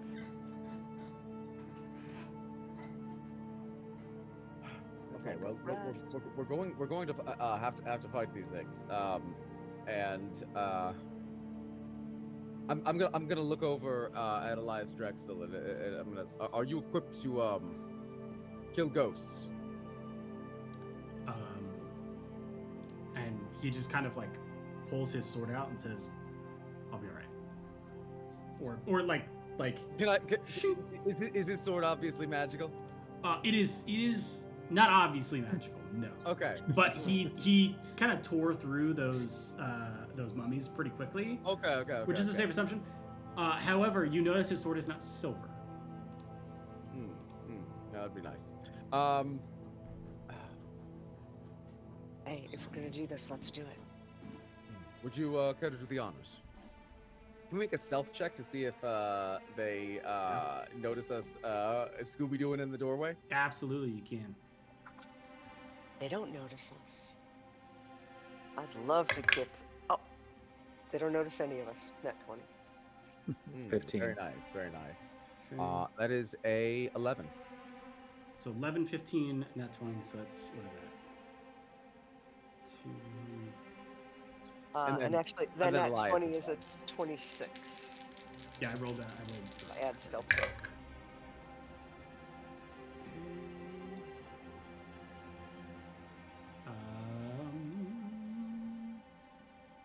Cool.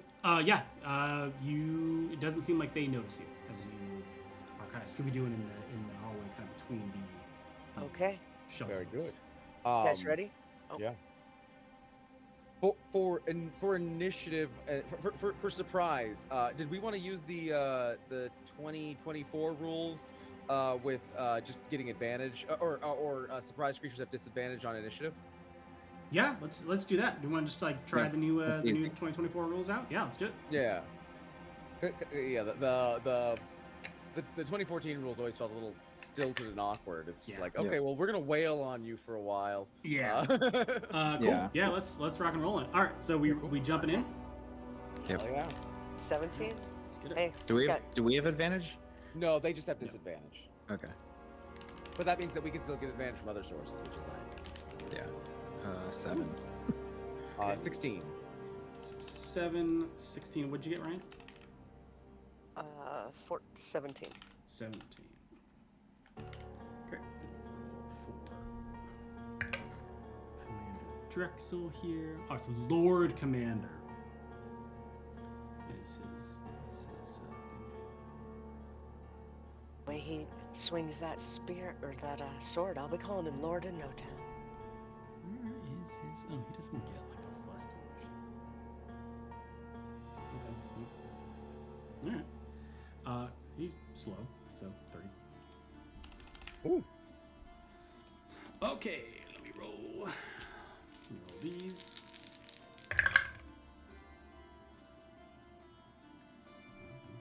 That's gonna be a 1.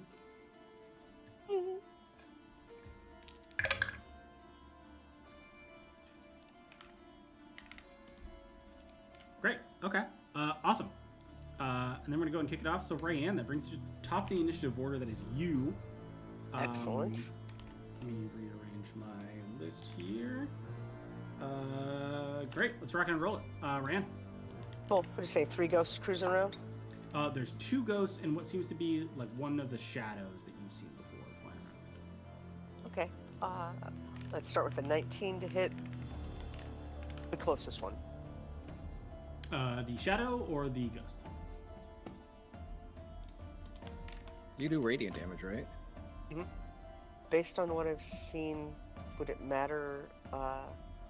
Let's hit the ghost for fun. The ghost? Okay, great. Cool. And what'd you get? You said a 19? Great. Yeah, you hit. Great. You said That's radiant. 9. Yep. Awesome. 9 radiant. How's it like that? 9 radiant. Doesn't like it, but not. It doesn't seem to be too overt, I guess, if that Okay. helps. And as it takes that, radiance lights up a little bit and finds itself pushed back 10 feet.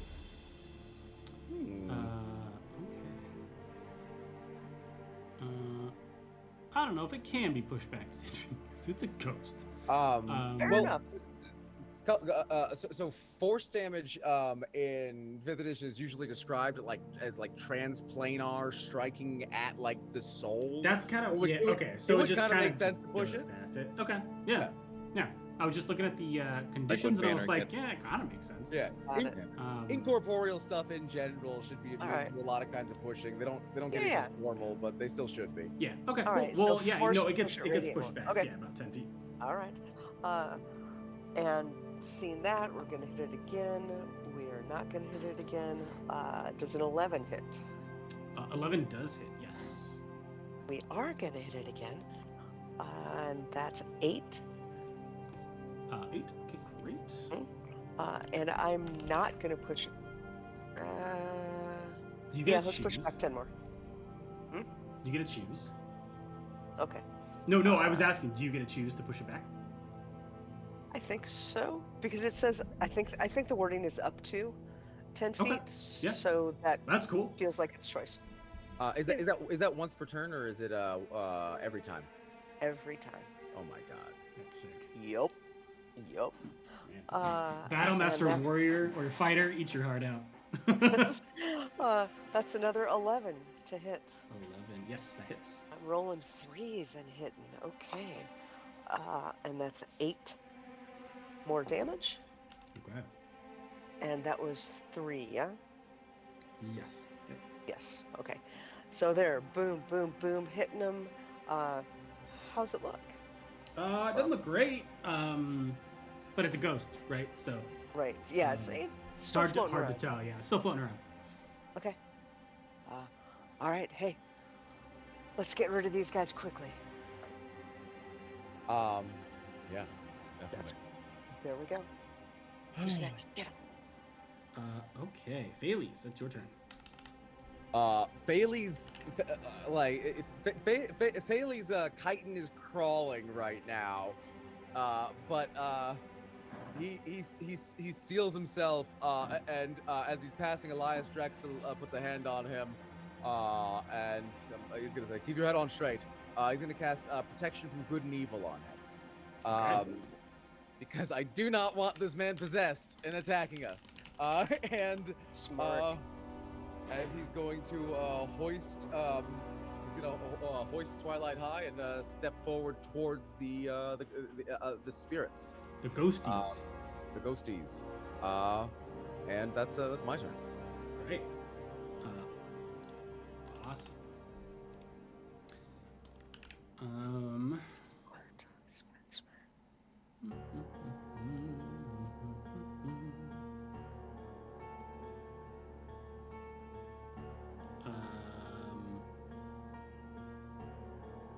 Okay.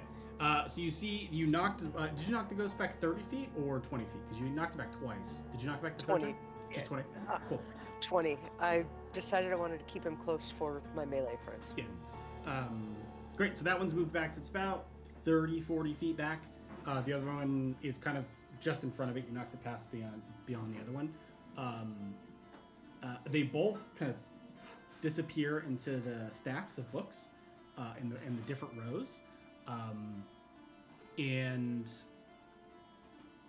you are expecting, two of them to pop out. They're both taking their turns right now. So, but instead you see only one of them reappear right in front of you, Thales.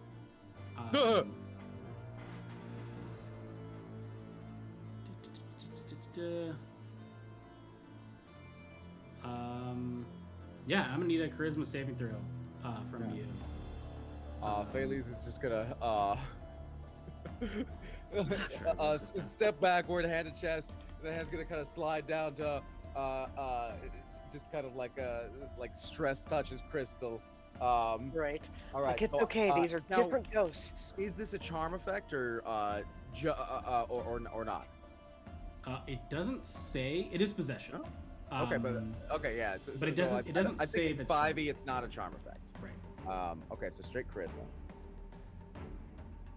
Oh, thank goodness. Okay, so that's going to be a 16. Great.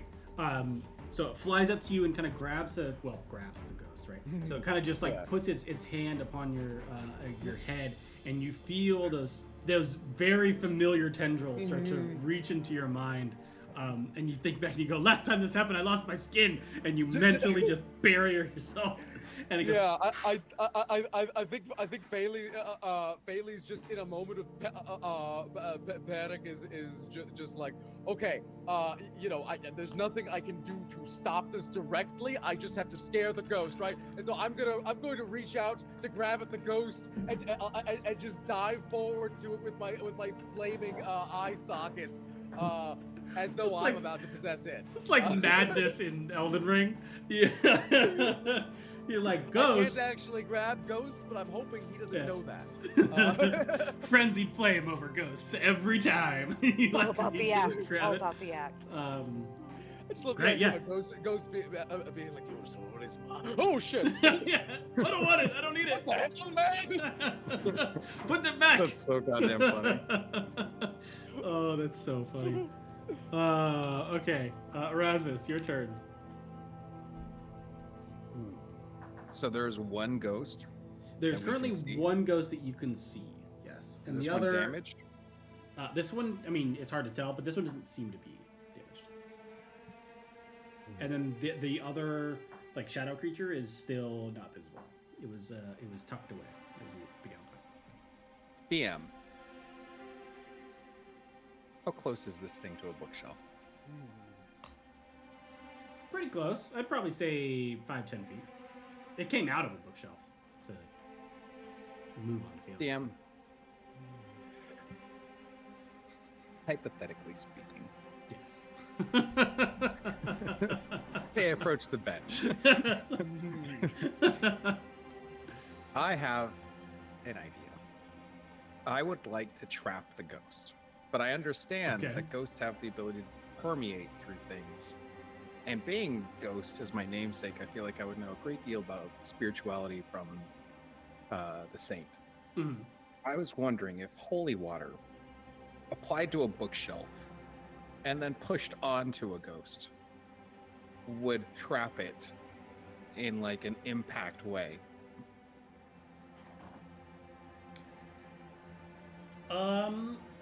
In the same way that I would push a bookshelf onto a person, but the holy water makes it so that that medium of, things doesn't exist. Right. I will say, on an initial thought, no, only because they can go through the ground. But so if I wet the ground, yeah. So that's the thing. Like you gotta sandwich it. So you could wet both sides of a bookcase and shove it in it somehow. Okay. And that would be fine. That would totally work. Or you could spill some holy water on the ground, spill some on the bookcase, and then tip the bookcase down and then make a sandwich. That's what I was thinking. Cool. A ghost Sammy. Yeah, because at that point it doesn't have anywhere to go. So. All right. I would like to use my use object interaction to put holy water all over the floor, underneath the ghost, around it, and on the bookshelf. Sweet. And then use my action to throw my whole self. Whole ass self. Like, even if I have to push off one bookshelf behind, like, maybe I have to climb it and go down with it. Yeah. I don't even know, but I'm gonna try. Okay. All right.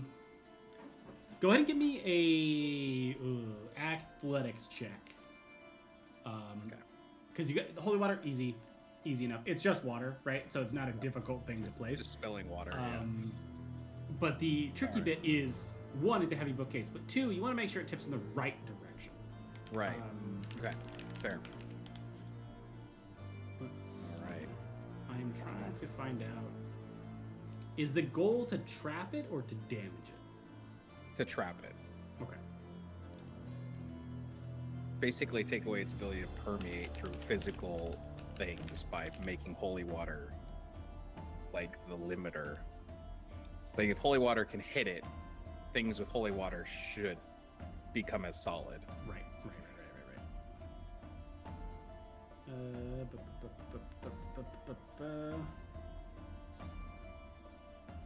Okay, sorry. I am trying to find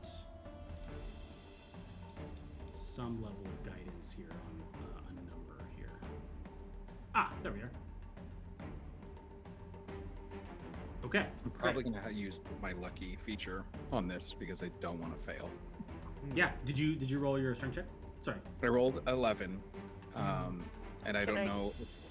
Oh, go ahead.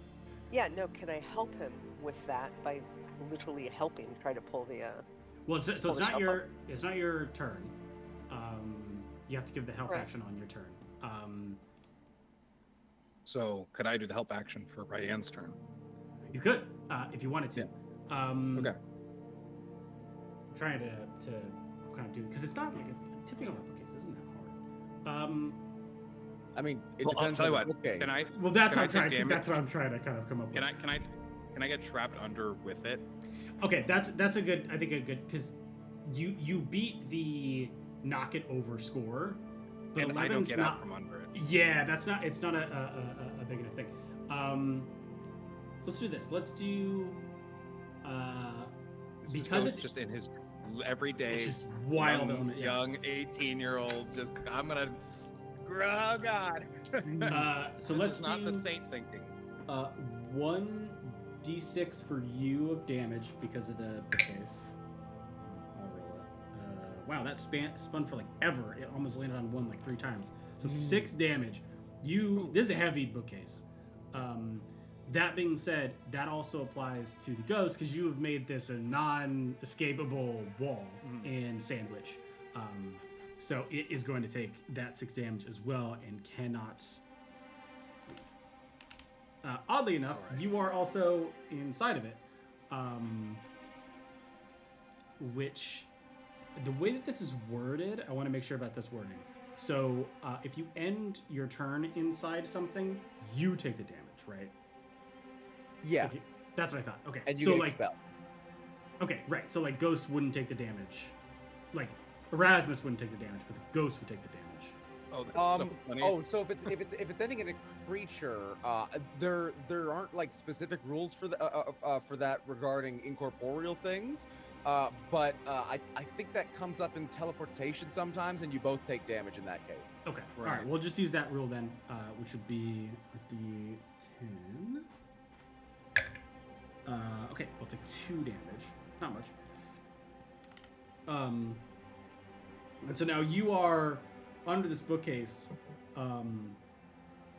with this kind of ghostly creature next to you. And you're both kind of struggling here. So you are both prone. You can still attack each other if you know, out of curiosity, but you're still both prone. So it's just gonna be normal attack on the ground under a bookcase, and it's the Thunderdome, the Thunder bookcase underneath here. As you're 1v1ing they're called warp witches, which is arguably a way cooler name than ghosts. That's so cool. All right, that was my action, movement, object interaction. I have a bonus action. Can I just say what a savage attack on Ghost from the DM just now? Hey, warp witches versus ghosts. Dang it. Erasmus, Warp. I'm I should have sorry. been You named missed myself it. Warp. Yeah, you Warp missed Orphan. it. You warp orphan. This is my new metal band. I mean, he brought this on. He brought it down himself.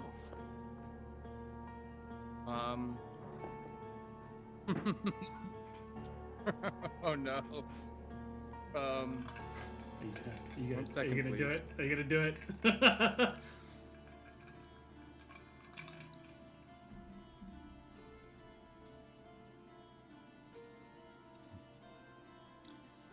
are in combat.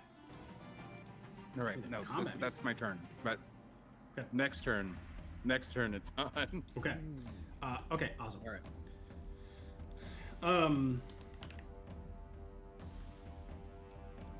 All right. So as you tip this bookshelf over, you see all these books books and scrolls go flying. Elias rushes over and starts to kind of move the bookcase off of you, and is calling out, "Erasmus, are you okay?" I've got this thing trapped. And you see It's he kind fine. of lifts it up and then kind of sets it back down. It taps the top of it and just goes, "All right, It's go all get him." Going according to plan. I love it. I love that you got trapped under, because it means that you didn't push from the other side. No, You left up next to the ghost. I love Yeah. that. Like a cat. I 100%. You're imagining what I intended. Full eye contact with the ghost the whole Yeah. time. But he's got a rocket too, right? Because it's a big bookcase, so he's rocking. He's just mean mugging it the whole time until it falls Ghost over. is like, what the hell are you doing to me? Yeah. The ghost. You know I is could go looking through at it. Erasmus, what are you doing? Yeah. That's funny. I like to imagine that entire interaction, because a round is what, 6 seconds? That whole interaction is like 3 seconds. So for like 2.5 seconds, you're mean mugging this warp wish. You're being like, it's coming. So funny. Oh man. Okay. 100%. I'll show you why they call me. Yes. There's not room in this town for 2 ghosts. Yeah. So good. Oh man. Okay. Great. So yeah, with that, Elias kind of past the top of it and pulls his sword out, and kind of turns to the two of you and just kind of goes and disappears down the stacks of books. He's gonna go ahead and roll a hide check to try and hunt this other creature. So badass. Only way to hunt a warp witch. Great. Yeah, incredibly. I mean, he's literally a hunter. This is his whole shtick, so he's just. Great. And this guy.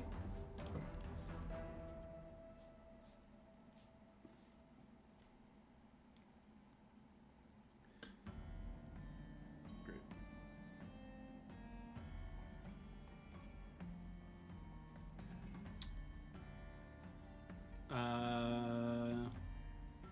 Fastest guy. Oh, this guy can move real quick. Great. Okay, so you see Elias disappear into the stacks of books, and you don't hear him or see him. And then suddenly, Ryan, you feel a presence behind you as the shadow kind of looms up from behind you, and reaches out and kind of grabs the back of your neck, and is going to. And as it reaches out, you kind of shrug your shoulders and move to the side. You just see a hand, and then it kind of disappears into darkness, or not into darkness, but like mist. And you see at this point, Elias leap from one of the top of the stacks and goes, "No!" and brings his sword down on it. He's only going to get one attack, but it's way funnier this way. Nice. And he got a natural 20 on this strike because that's our the guy. most Did you baller sneak attack shit. damage? Because sneak attack damage applies here for sure. Yes, absolutely he does. So sneak attack and crit, which is absolutely ridiculous for him. So awesome. So what is that? It's double die, and then sneak attack is again double. So Yeah, because he was, that's just more damage dice. They get doubled as well. I don't even think I have 68. Oh my god. Do you need some help? No, I'm okay. And you double the die, but you don't double the plus damage, right? Yeah.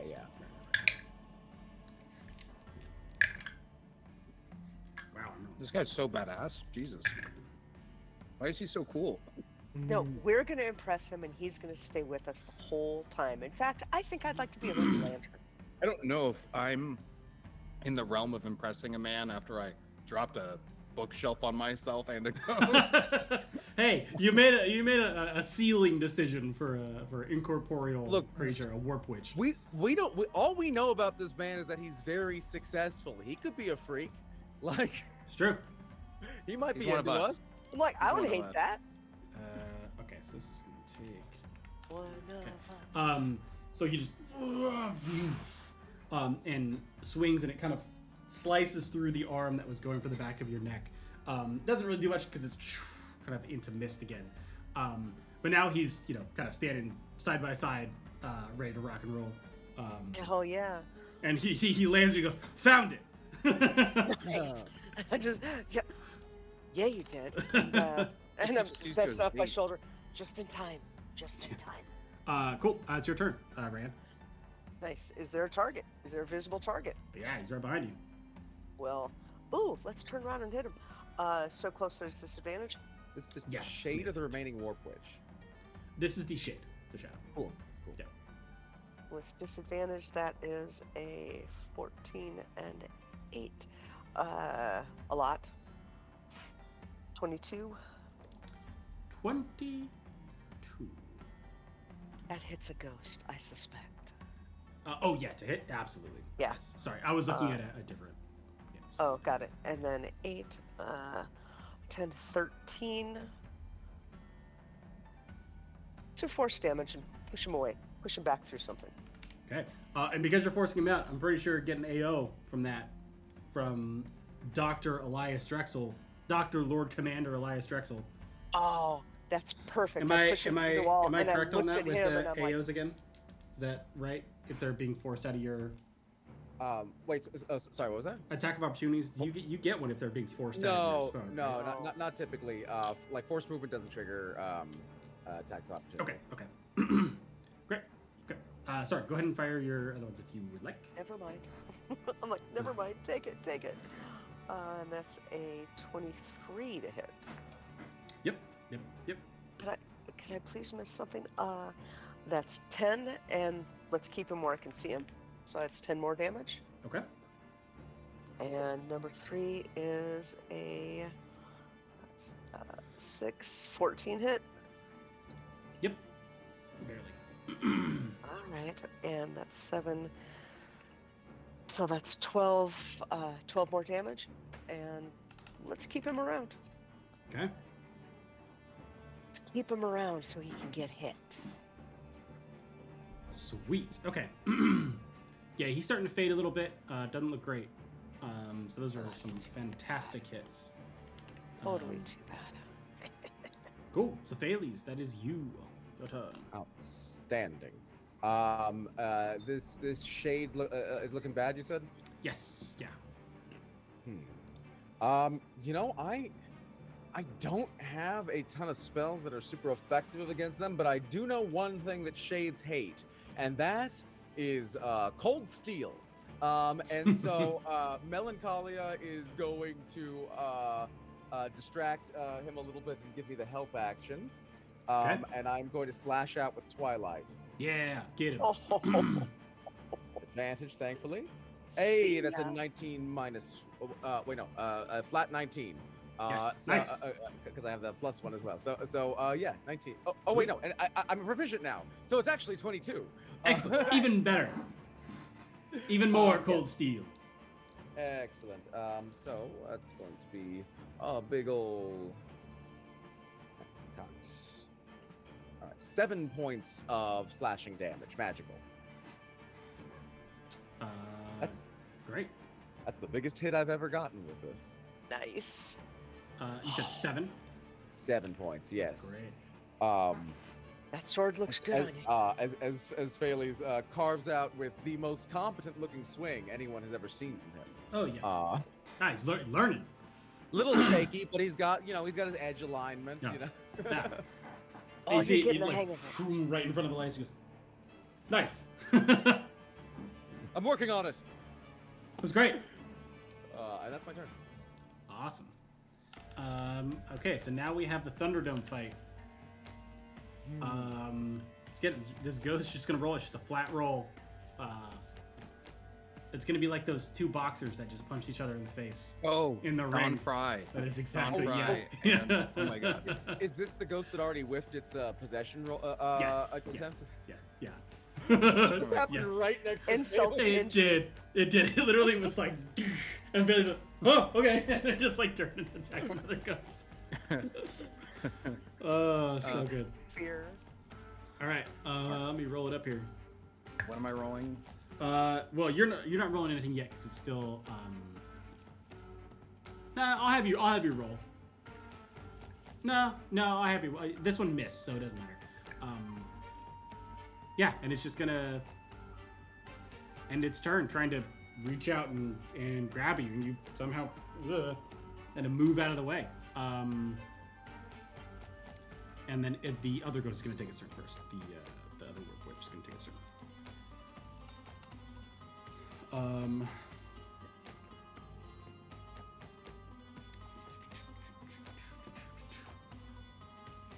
Great.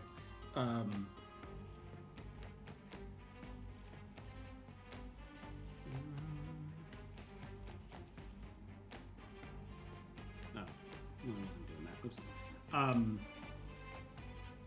You see the other work witch kind of appear right off to your right as you're looking at the shadow figure Arian. Kind of immediately come out of what seems to be a different plane, or come out of just straight invisibility next to you. So now it is within range of you. And one thing that I wasn't doing is everybody needs to roll a wisdom saving throw, except for, well, actually, Erasmus, you do too, because you're seeing a different person. I wasn't doing the visage. I have advantage on saving throw. Is it the saving throw against being frightened? Okay. Yeah. Ooh, natural 20. Excellent. You are so not frightened. You can never be frightened again. I don't have any skin left. It cannot crawl. You cannot touch me. 18. 18, okay, cool. Yeah, you're all good. 17. 17, you're good, and then Elias is good too. Okay, great. Erasmus, that's your turn. All right. My plan. I've got this thing trapped. Right where I want it. Right when I want it. My plan. So I am going to look at it, as we're like it trapped under this like bookshelf here, between the ground, a little like area open enough for me to see what could cause me fear. Look around and see the teammates being awesome. I was taught by Saint Layla that we are all cursed if we remain here after death, and the weight of countless ages bears down upon you. Will you crumble beneath it? You will. The question is, will you disperse to a better place or turn to the dust of the stones you walk on? And I'm going to pull out a scroll of Remove Curse, grab it by the neck, and cast Remove Curse and try to free it from being a ghost. Sick. Okay. Don't know if that works, but I'm hoping it does, because that's my one scroll of Remove Curse, and I want to use it here as I've trapped a ghost between the bookshelf and the floor to do this. Yeah, let's see. If that works, it could be like, I don't know, a charisma saving throw or something. Like something akin to dispel good and evil or banishment. Yeah, that's kind of what I'm thinking. There's weirdly like not a lot of rules for exorcisms in D&D. Yeah, which, like, strange. There's so many ghosts. It feels like it feels like there should be some rules. There's the ceremony spell, and I don't think. But one that of the takes like an options hour. there Right? is well, that takes an hour. But like even that, like, that seems like clearly one of the options should be banish a ghost. Yeah. Remove Curse in my mind is the best we got. Yeah, let's do. We're thinking about a charisma saving throw. Yeah. My save is 15, or my 15? DC is 15. Let's do it.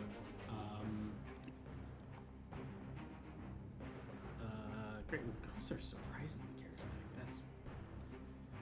Well, they're all spirit, They're all personality. We got spirit. Yes, we do. That was painful. I didn't even mean that as a pun. Like, so that's just funny. what's up. It went totally failed. I got a 2. So you see, what's funny because as you're kind of stuck here, the ghost itself is like molding itself to this space, right? So it's not actually being flattened. It's also it's like this. It's like lopsided because you're kind of stuck under here, and then you're looking at this creature that is like almost elongating itself to fit in the space as it can. And you gonna pull the scroll out and read it. And as you're finishing reading the scroll, I think it realizes what's happening, and there's a panic and kind of like a kind of a quick claw in your direction, but you just kind of keep moving away from it. And ghosts inhabit the place that they died, right? Or an important area to them. This is in a catacombs of a cathedral. Right. I think there's an acceptance of death in these witches, in these warp witches, that is a little bit higher than, normal peasantry, or even like anyone outside of the kind of spiritual space or religious space would land on. So it panics for a little bit, realizes nothing's gonna happen. You're about to finish the spell, and then it kind of just and then disappears into the dust from whence it came. I'm going to just say, be at peace, spirit. And kind of now lift the bookshelf off of me, dripping with holy water and a puddle where I'm sure the ghost was as well, and just kind of step out and nod to my teammates. If I have to need to do a roll for any of that. Oh no, yeah, here. Let's do a strength check just to make sure it doesn't fall on you again. But I think it'll be fine if you. It's a really low roll. That's not a good I got a 6. How low overall are we talking? It was literally 5. I think you're kind of shocked that it worked, and you're like, because you don't need to move it all the way up, right? You just need to move it so you can get out. Yeah. And so you got to roll out and get up and start to like I like- wipe a little bit of liquid off of you. I like the idea of like me crawling on all fours, and you guys see like a spectral hand pushing out of my back to hold the shelf up. Oh, nice. And then I kind of step through and kind of dust Got myself him. off. Reach 6. down, give him a hand up. I That put was that one at good. peace. How are you guys doing on yours?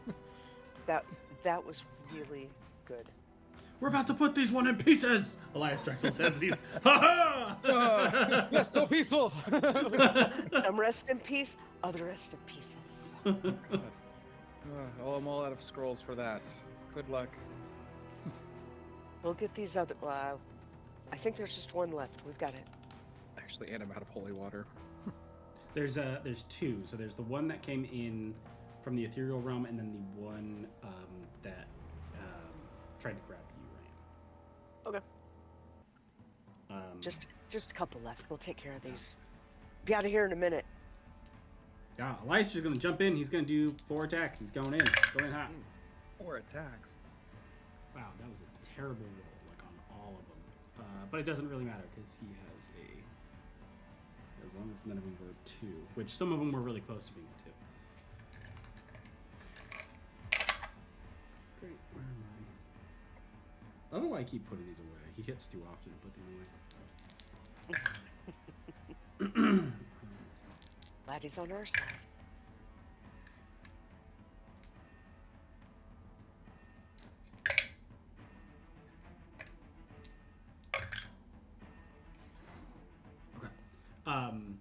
And you see, as you kind of brush yourself off and kind of squeegee the holy water from your skin, you see Elias kind of dive into this wraith and kind of just slice it up until it eventually just gives like a scowl and then just turns to mist as it's sliced. Badass. Well done. Cool, and that brings us back to you, Ran. There's just the Right, one there's- ghost that popped up to your right now. Oh, hi there. You know what to expect. 17 and change to hit. Yep. And that's 11. Did It's you roll? right there. It's in melee. Did you roll disadvantage? That's 11, 8, 19 to hit. Okay, I just want to make sure. That's with disadvantage. Random miss. So, these guys are semi squishy. And so 6, so 11. Let's do 11 radiant on it, Sweet. and it's still there kicking around. Yeah. I totally should have pushed it back. Cool. Okay. 15, 23 to hit. Yep. Come on, man. And 9 more damage, and let's Nice. push it back 10. Great. So as you push it back, it kind of dissolves into mist again, and Done. the scriptorium now lies quiet. Damn, nice job. Hey, you were right to leave because I had more for you. All right. Wow. All right, guys. Good job. Let's take a quick look and see what we have. Chomping at the bit. All right. We take a look Sweet. around. What do we see? Yeah. If you want, go ahead and roll investigation to check the shelves and all that stuff. Yes. Or to take a look at the statue as well. Yes. I've got a 9. I'm not sure what I see with a 9. Which one are you looking at? Statue.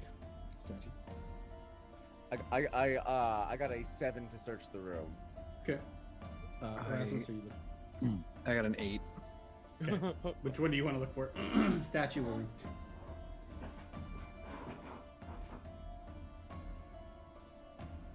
Statue. Statue. Okay. So Arian and Erasmus, you head to the statue. Both of you go ahead and roll me a religion check. better. You got a dirty 20. 15.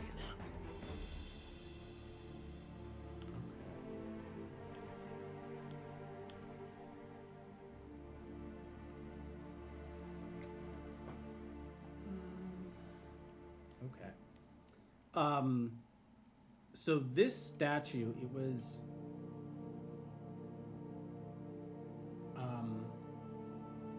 it's so funny. This literally is not described, and it's pretty important. There is a statue here that looks like it is very similar to the one that was in the other room. It's very clearly Saint Vitruvio, but no embedded bones in hands, no like glass eye spheres. It's just like a very well carved face. But instead of his hands being down at his side, they're actually up and holding his shield, which is just stone shield, and a sword that looks like it is on fire. And around this, in kind of equidistant little sections, are 6 total like lenses, or like the same kind of colored glass as that sphere that was in that first room, embedded behind the statue.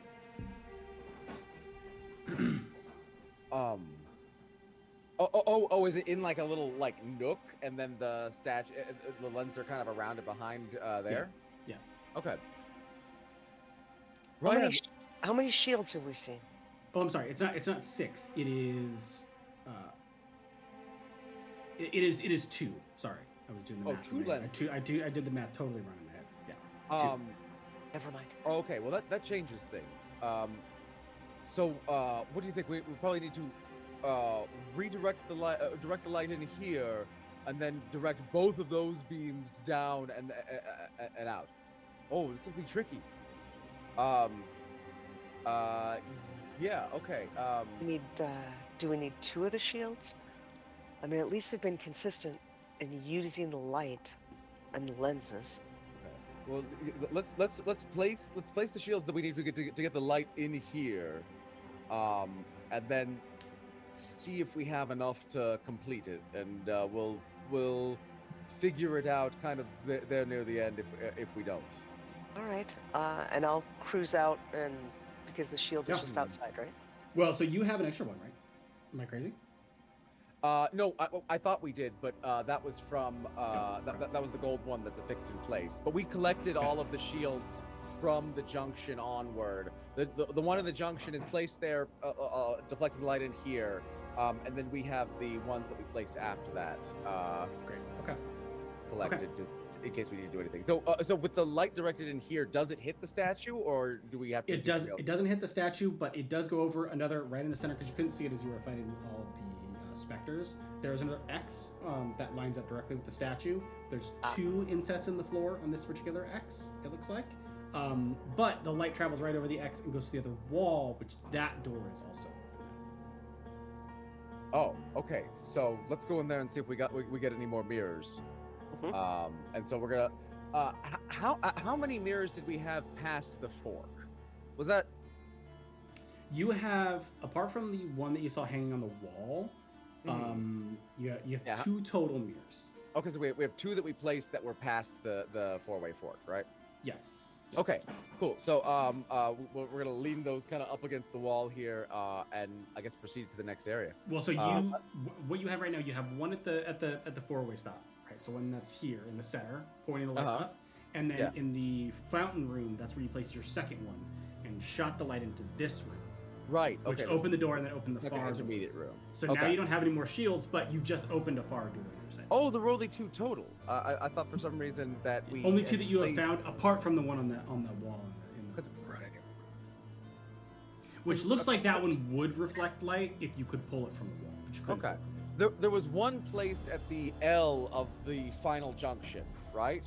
Yeah, that was the one that one with the fountain. When we directed it south, did that go all the way to that L? Yes. Oh, okay. Yeah. Well, okay. So we have placed all of them just to get the light up here. So, okay. Going north. Or wait, no. I searched the room and rolled low. Did I find Yes, anything? so you did find something. You found, where is it?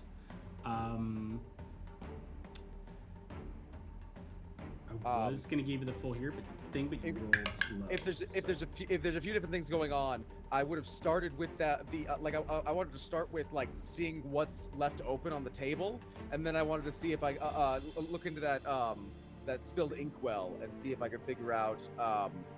I mean, my assumption is somebody left in a hurry, probably because they got a bad omen.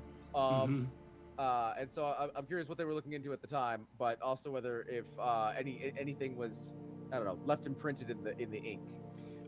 So from what you found you found 2 scrolls. Oh, sick. But you found only 1 rare spell scroll from the cleric spell list. So pick your poison. But you also found your second scroll was a raised dead scroll. Oh. Oh wow. Does that requires separate diamonds, or the diamonds are baked in? Separate. I would imagine separate diamonds, because it just allows you to cast the spell, but you need the reagents still. For sure. And what you find on the inkwell is essentially just prayers. Like, they seem prayers to Saint Petruvia. So nothing overt, but it seems as though they left in a hurry because they got a bad omen, right? Or like something happened, or maybe the Garmir showed up. You know, it's hard to tell. This ink is long dried. You know, it's not fresh ink by any Yeah, no, I assumed at best it'd be some sort of clue as to what somebody with a little bit of advanced warning was interested in. Yeah. But they might not have had advanced warning. They might just like, oh, an earthquake. What's up? Yeah, yeah, exactly. Yep. I wonder if it's good to be underground when an asteroid hits your city, or if it's not great.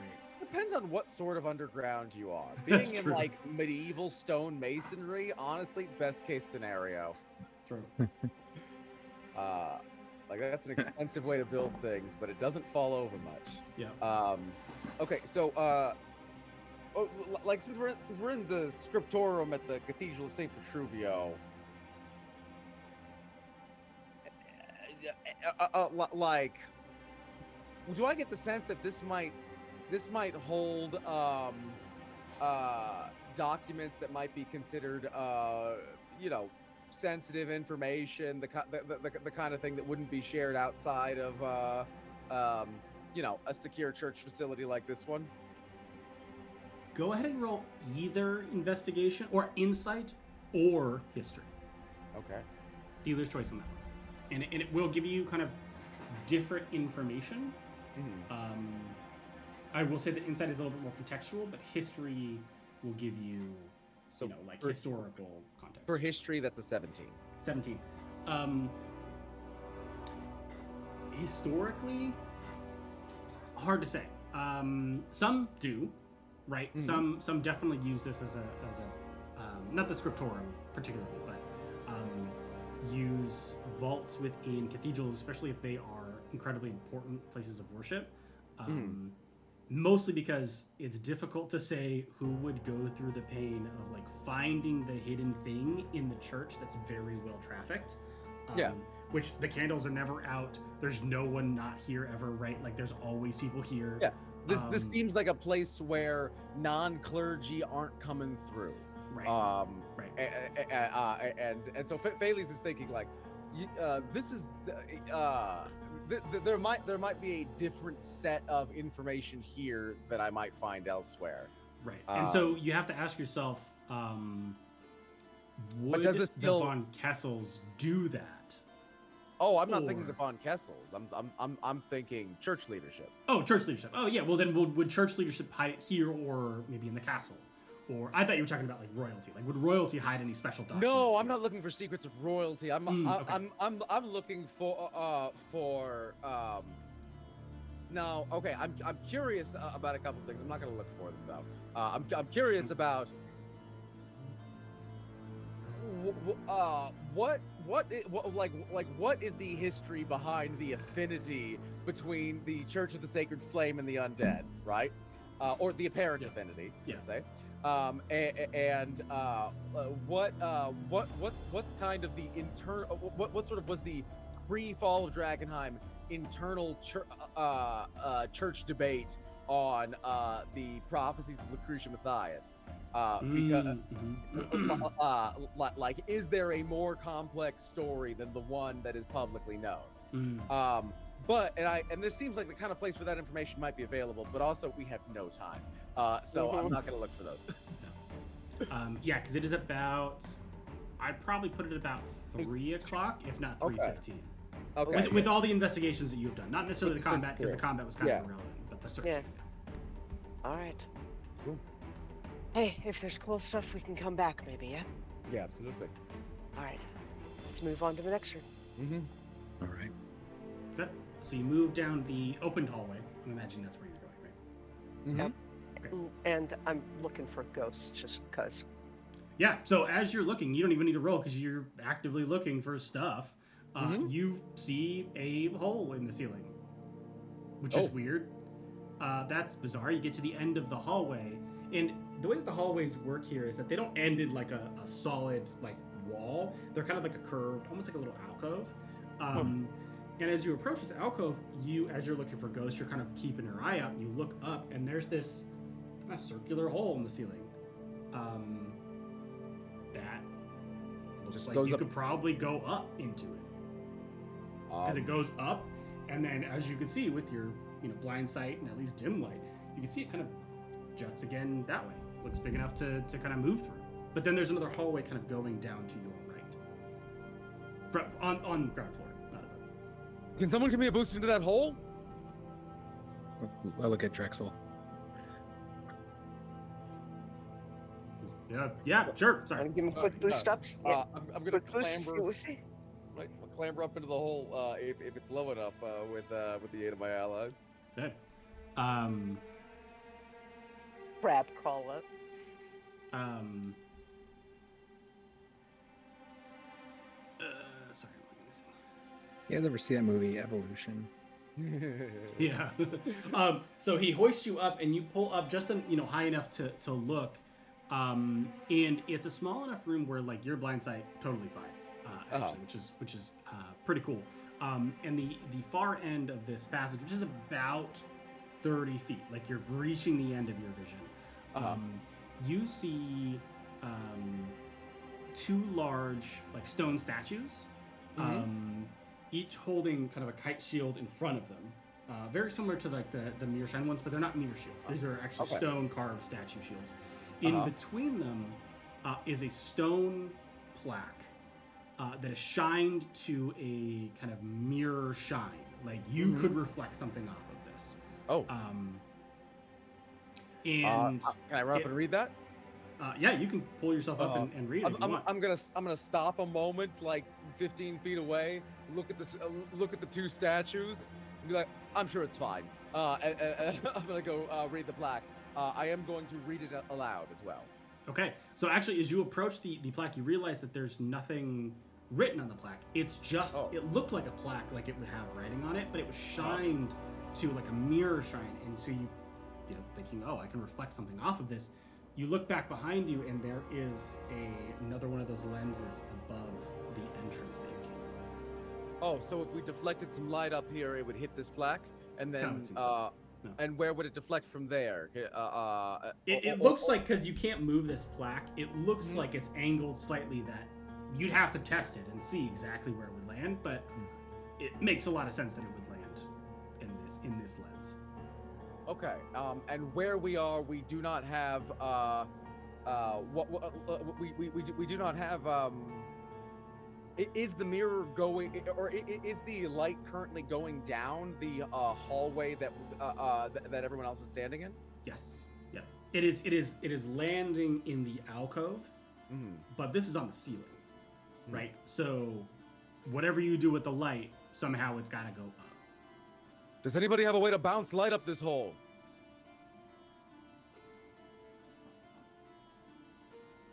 Do we need to bounce light up or create light?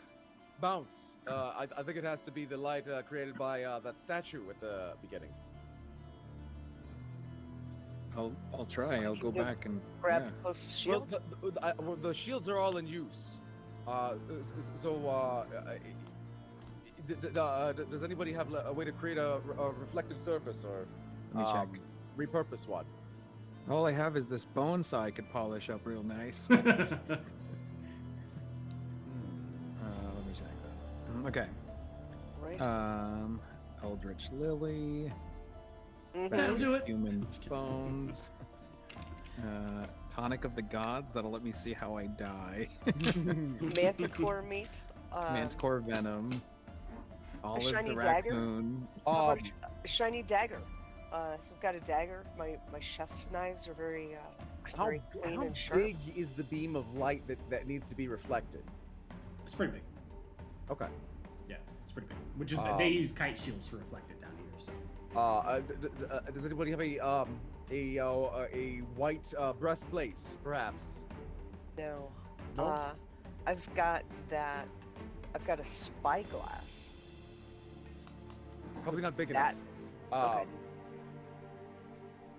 All right, yeah, I'll lower myself down and maybe we'll find something. Okay. Hmm. I will say, Yeah. while you're up there and looking at the statues, go ahead and roll me a history check. Yeah. See what's up with these statues. I also want to see, I'll take a peek on the reverse side of their shield and see if maybe the shiny bit's Yeah. on the inside. Yeah, so but go ahead and roll the history check, because these are not. You're 14 for the thinking history. about it because they're not Saint Vitruvio, right? Yeah. Like all the statues you've seen here are either angels, like Saint Vitruvio's like archangels kind of vibe, or Saint Vitruvio themselves. Yeah. These are neither.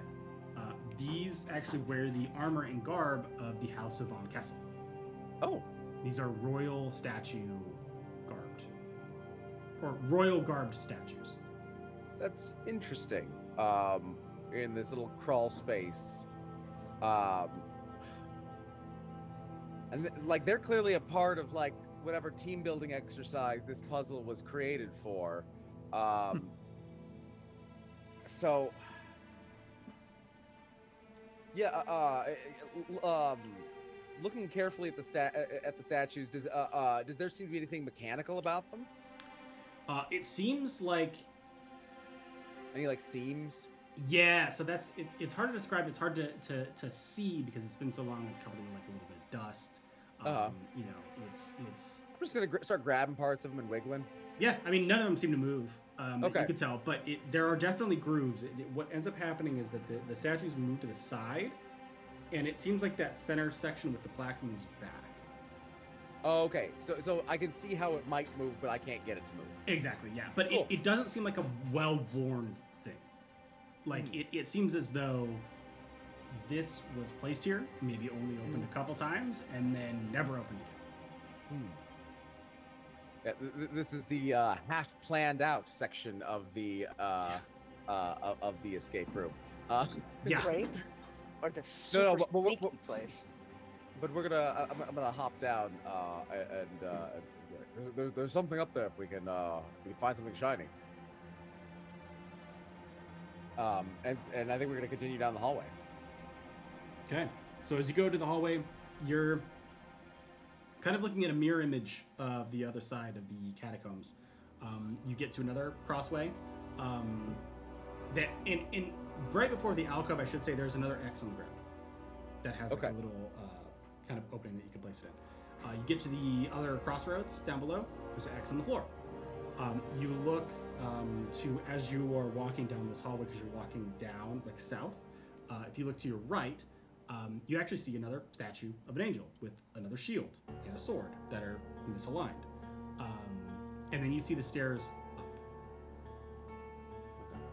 And then the other side, like, you know, kind of to your left, like the opposite of the angel statue, seems to be a wall with one of the symbols on it. If you keep going south, there seems to be another empty room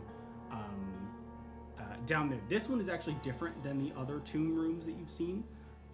This one seems to be a little bit smaller, a little more circular, closer to like the Saint Vitruvio's tomb room.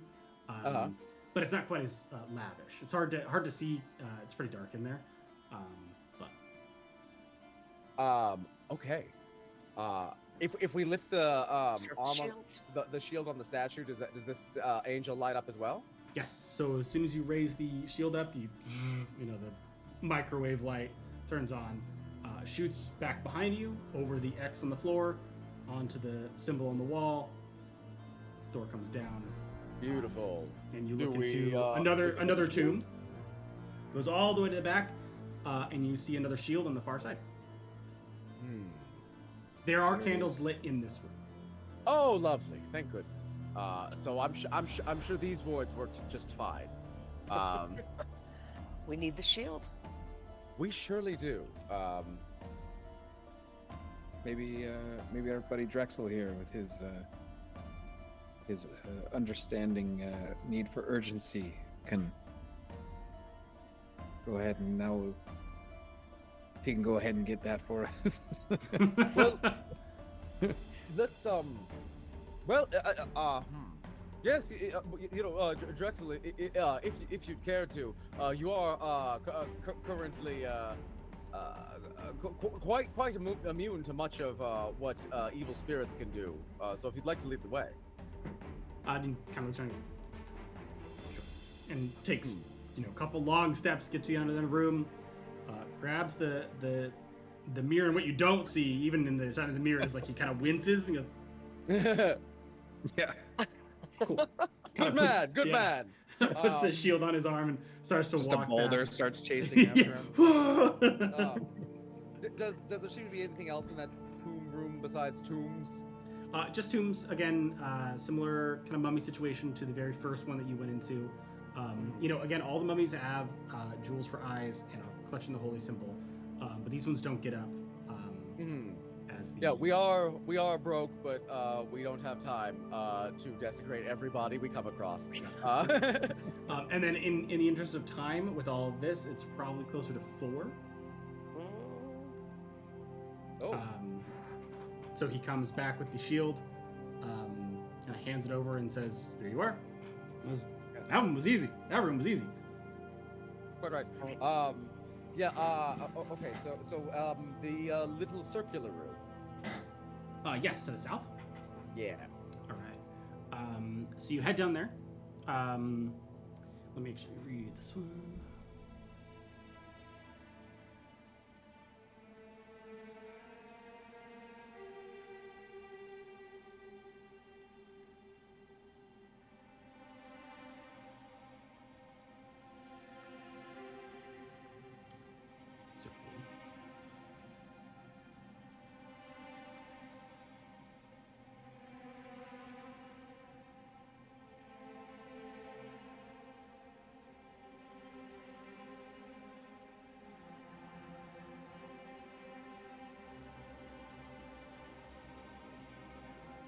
Cool. Okay. So you enter this room. I'm gonna read this description because the description's really looking cool. So you walk into this room. It's actually not pitch black. There's a small kind of hearth burning in the center, or like a little brazier in the center. It says this semicircular room is lined with rows upon rows of niches, each with a single skull looking out into the center of the room. A burning brazier rests in the middle that casts a soft glow, highlighting the semi-precious stones or coins placed in the eye sockets of each of the skulls. Along the flat wall of the chamber are several rows of shelves that lie between 2 stone-carved archways that frame a portion of stone wall with nothing on it. The shelves are lined with small statues of various animals, including a brass toad, a copper cat, a silver bird, an ivory ox, a granite bear, a gold horse, and an iron eagle. The brazier within this chamber has an inscription carved into the stone around the base. I assume you're familiar with that inscription. Oh yeah, for sure. It reads, "The bodies of our first flame keepers rest here under the watchful gaze of the dead. Ere a living soul should seek their guiding light, know that one who sees with clear eyes may open the way. Take up their shining truth with silver wings." And can you relist the figurines? Yes. Okay. They are brass toad, copper cat, a silver bird, an ivory ox, a granite bear, a gold horse, and an iron eagle. Ghost is gonna take the silver bird Okay. and say, "Silver wings." It said silver wings. Clear eyes. Okay, and as you pick up the silver bird, one of the archways, there's two archways. One on the left is and slides open and reveals it is it's a beautiful statue, but you can see that it's embedded a little bit, almost like the Saint Vitruvio ones, with the bones of the first Flamekeeper on this side. But it is holding a silver shield, like a mirrored silver shield in its hands. I'm gonna walk. That was smart. Yeah, thank you. I'm getting used to all these riddles, though. You're picking them up. Clear eyes. I don't know what that means, but I'm gonna go walk up and try to get that shield. Okay, yeah, you just walk up and comes right up. So these are the bones of the first Flamekeeper, a first Flamekeeper? Yes, it seems as the inscription read Flamekeepers. Okay. So there's multiple. No, but I mean the bones embedded in the statue. Yeah. Yep. Okay. So so this is a group statue. That's interesting.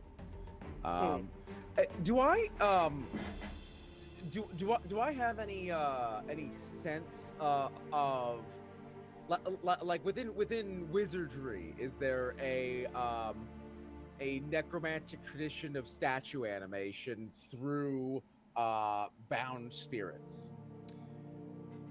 At least not here that you can recall. Okay. Anything's possible. You didn't really focus on necromancy too heavily, so I mean, I guess it's possible. You haven't seen anything so far in Drakkenheim that does that, really. Okay. It's mostly been. We don't have like eidolons in the Amethyst Academy. No, at least not here, and that's the thing. And one of the things that if you use those, you tend to use them a little bit more often. Yeah, and also like Gollemancy is its own like separate pursuit. I imagine the people who try to shortcut their way to making a golem through necromancy, like that's probably a low status way to make a golem within arcane traditions. Yeah, and it's probably not going to be great. Yeah, you have complications. Rye's looking around. She heard clear eyes, so she's looking. None of the silver animals make sense. Looking at the, I guess, skulls. Yeah. So each of the skulls either have rubies, emeralds, sapphires, jade, opal, any of those, except for one that is filled with coins. We've never seen eyes filled with coins in Drakkenheim, have we? Only gems, especially down here.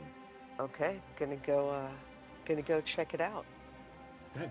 And she's looking at the gems in the eyes and thinking, it's not the point. Okay, so going to the one with the coins, taking a look. Okay. So as you kind of reach up to inspect, you realize you can't take it off of like off the shelf in the niche. But as you are kind of messing with it, the coins fall out of the eyes.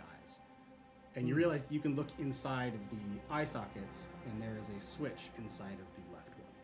Hey. Oh. Clear eye. And I tell the guys, all right, this is what, hey, there's a switch in here. It's only one thing we know to do, right? Certainly. And we definitely need to press that button. However, Done. Wait. And you press it, and there's a Done. 30 seconds remaining. No, I'm just kidding. No, I'm just kidding. The other door slides open, and you see a mirrored statue to the one that you opened on the other side with another shield being held. Excellent.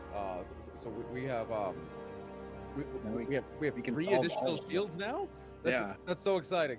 And on the far wall of this room is another one of those symbols, the Sacred Flame symbols. Ooh, can we deflect over there? Yeah, you certainly can. If you Right, want to I was going to say that is the kind of mean trick that again, I've never done much of this kind of work, but it is common within it to have tests of virtue, and so give someone something they think is a puzzle solution, but actually it proves that you're greedy because your gaze was attracted to the coins and you took the coins, and a virtuous person would not have discovered that switch. That is the kind of logic that they I've taught some of these classes, and it's traditional wisdom. It's fun to do that kind of thing. That makes sense, and but clearly not applicable here. I guess I'm in a bit of a hurry, but I should think before I do. Yeah, definitely You're press right. those. Definitely press all those buttons for sure. But just press them with an outlook as to did somebody put this button here as a prank, and am I standing in an incinerator, for instance? But still press the button. Just no. This is Right. really Let's strange. just see if you're standing God, there's in a an lot to learn. incinerator. Okay, Can we what's hurry next? up? Yes, of course. It's a lot to learn. Let's go. I don't mean to rush you, but it's almost dawn. No, Into- Yeah, into it's the about room. it's about 4:45 right now. come on. All right, and I'd like to, want to get up there and give us, hopefully an hour before we think he'll get there. It's to not give us gonna time to get happen. things set Sorry. up. Okay. Okay. Yeah. So Let's now, keep going. what would Oh, you? in the next room. Yeah, we have a couple things to do. So what, or a couple things that you can do. Mm. Right. What are you trying to open? What are you trying to do? Well, we just opened a room we haven't been to yet, right? Not yet, unless you reflected the bu- light down there. I was just Oh, curious. no! what we're When gonna do. Ryan Okay. pressed the button. Oh no, that opened another one that gave you another shield. So you have 3 loose shields. Oh, now. okay. But there's not another symbol in there. Okay. No, there's on the other end of the. So you came in from the entrance, right? Mhm. The opposite side of the entrance is a wall that has the symbol on it for the sacred Cool. flame. So Can we use our 3 extra shields to open that door right now? yeah, you only need 1. It's Okay. Well, we got 3, so we're gonna be sloppy with it. And We're gonna bounce Right. unnecessarily. great. Well, and it seems like they're giving us shields. Where did we see? Wasn't there a place that had 6 orbs? 2. No, I we miscounted. were mistaken about that. But Okay. we have that one. We know Okay. roughly we need to deflect the light from both of these statues into there, and then whatever comes out of that, deflect both of those beams into that final statue. But we have some things to check in the meantime. And so yeah, we open that other door. Yeah, great. Okay, so you the new statue with light emanating from it. You place a mirror shield there. Rotate it to the south in the room that you were just in with the skulls and the 2 statues, to the far wall. That kind of slides down underneath. You find another hallway, very similar. It's now a mirror of the other side with an X again on the floor. At the end of the hallway, one or the other, again, another wall with the symbol on it. So you place another mirror there, turn it, and it scrolls down. And you see the Tome of Saint Vitruvio once again. And immediately, as it opens, the light hits his other hand, which then reflects brilliantly out of his eyes onto the final shield. And you hear a large rumbling. You can't see it from this angle, but there's a large rumbling as you open this final door. Assumedly in the other. Like as soon as Bailey sees that started, like wait, and he's gonna pull the mirror up, hopefully interrupting whatever that process was. It's like we might need what was ever in that top area before we go to the next go there. We may be missing some key piece that will allow us to survive. All right, let's go to the top area then.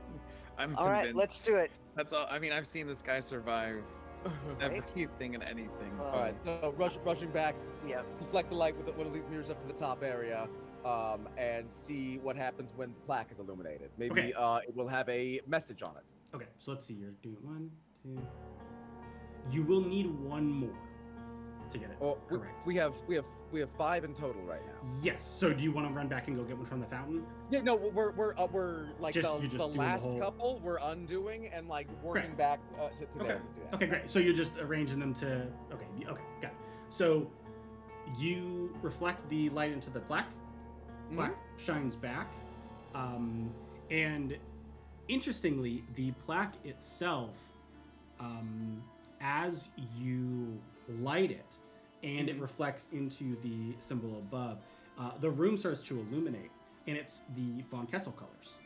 There are like moldy and tapestries in here, and the plaque itself illuminates right before it starts to slide back, and it says Von Kessel Vault, and kind of slides back. The two statues kind of slide to the side, and you see a shallow staircase down. It's a very small chamber.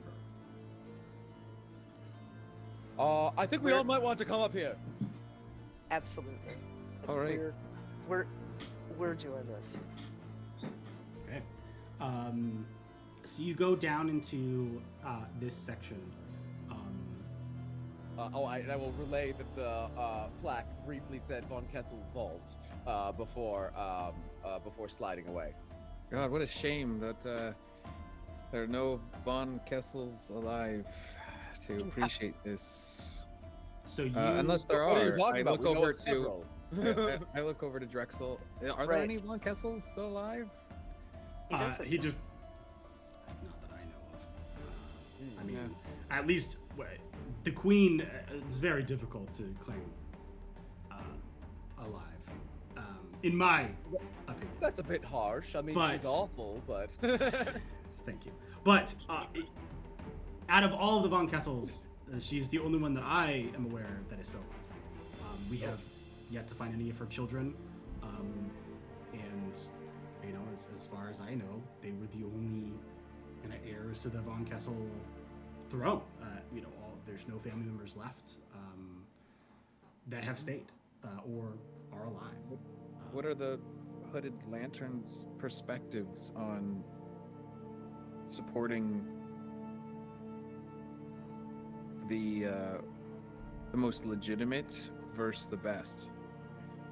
I mean, we would very much support the most legitimate Von Kessel. That being said, and there's like a very long pause when he says that and kind of looks around and says, between us, if the most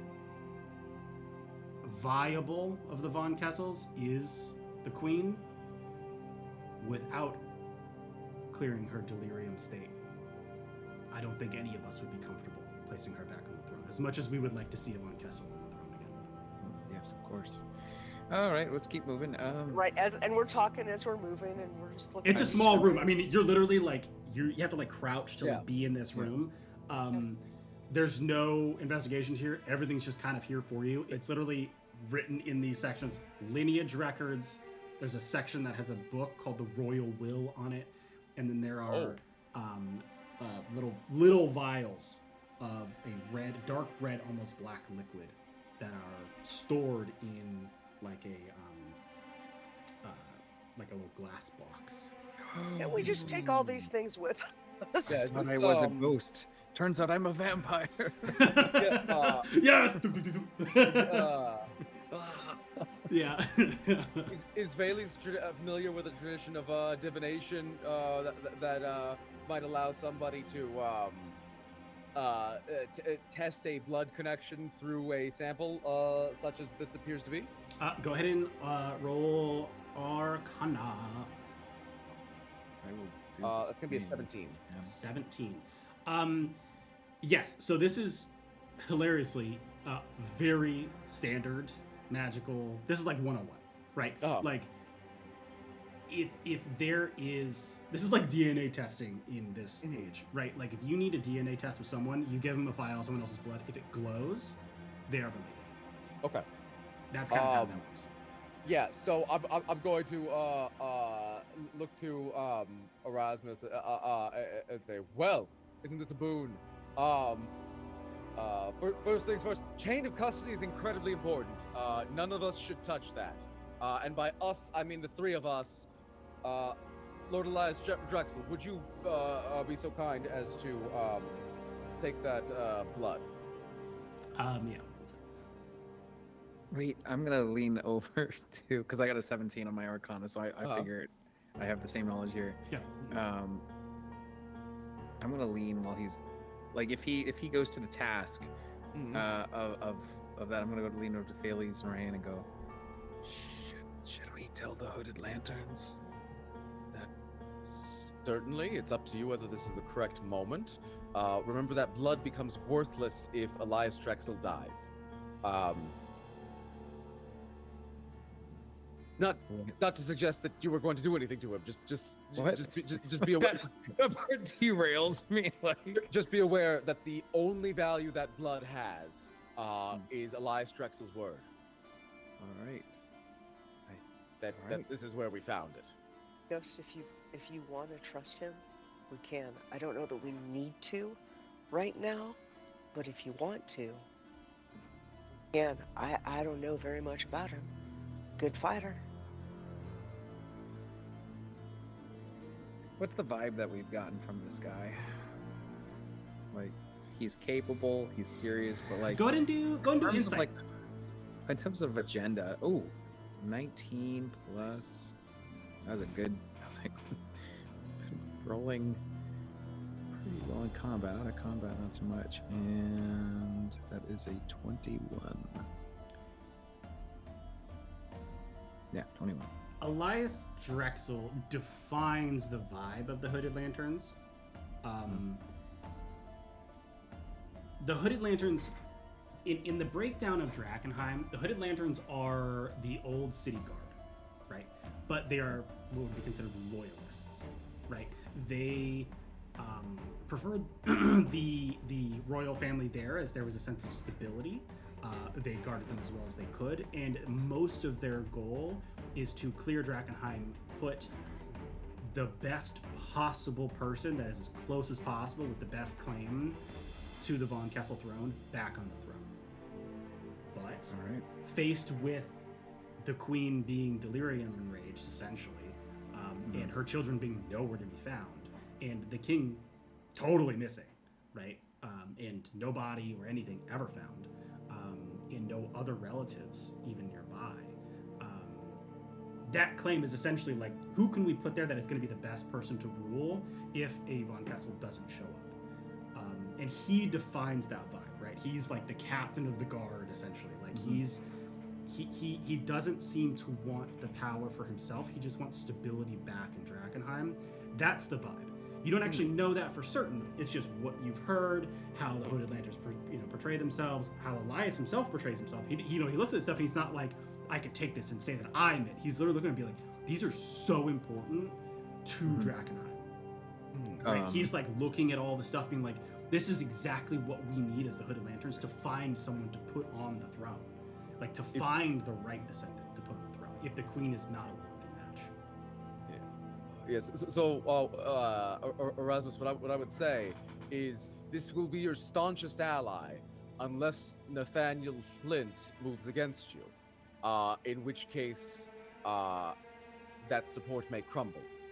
But who's Nathaniel Flint again? He's he is convert likely your half brother. Yep, and closer to. And he is, unlike you, a Von Kessel. Yeah, and he's also a member of the followers of the Falling Fire. He had converted. Oh shit! And also, a pretty nice guy. But you have to kind of square that with you have the huge boon of the queen being awful and nobody wants her. You will not have that ease with Nathaniel Flint. But would the Hooded Lanterns and Elias Drexel support someone who would have a cult leader whispering in their ear? That's dude. an ultimate question you have to kind of ask yourself. Is they would have reservations, but like my read on this guy is, look, this guy seems like he's got his head screwed on straight. He's got a different faction of the same religion as me, and that's weird. But it like in terms of preventing it, like he doesn't care what anyone believes. He cares whether this person going to cause this nation to dissolve. Yeah. There have been shitty advisors before. You just ride them out. At least the monarch's still there, you know. And like you being a great leader who is an illegitimate child might destroy the nation just by virtue of their birth, because it might prompt a civil war. Whereas a trueborn but like kind of weirdly into an off religion sort of guy also might do that. So, but if there's ever to be a moment, Mhm. this is the moment. And This trip is the moment for sure. It doesn't have to be this moment, but yeah. Right. Yeah. But you have, at this point, no one's opened the books, no one's touched the vials. You have this moment where you can say, you can convince yourself of a certain thing, right? Is it even something that Nathaniel Flint would want? Is it something that Lucretia Mathias would want of Nathaniel Flint? Why hasn't she put him forward? Mhm. Right. There's a lot of questions that are kind of cropping up that you're just not sure about because maybe these questions haven't been asked, right? And so you're standing in kind of the forefront of, discovering answers and providing an answer to Drakkenheim that it hasn't had in a while. Whether or not it's the best claim, it is a claim. But that also reveals you, and the target it puts in your back is not a small one. right. I think for Erasmus, to kind of wrap this neatly up, because this is getting to that point. It's 1 a.m. here. Erasmus was someone who would want Drakkenheim better because it was what he needed. He needed a chance to grow up in a Drakkenheim that he felt, and in no way of ego, he felt he deserved. I feel like a kid deserves to grow up in a place where he isn't afraid, where he doesn't have to survive by joining a military faction and have strong men and women look after him because 2 sets of parental figures died. And the Saint and you two have been the best things for him, but all of these things have been forged by Drakkenheim being a hellish landscape. You could argue otherwise, but I would say that Erasmus wants Drakkenheim to be better for people like him, for all the kids that will be born here. And so in that way, he doesn't necessarily want it to be better because of him. Mm-hmm. He doesn't want to be like, oh, I can make it better. I actually, if you ask Erasmus honestly, he'd say, I don't think I can handle it. But he's starting to see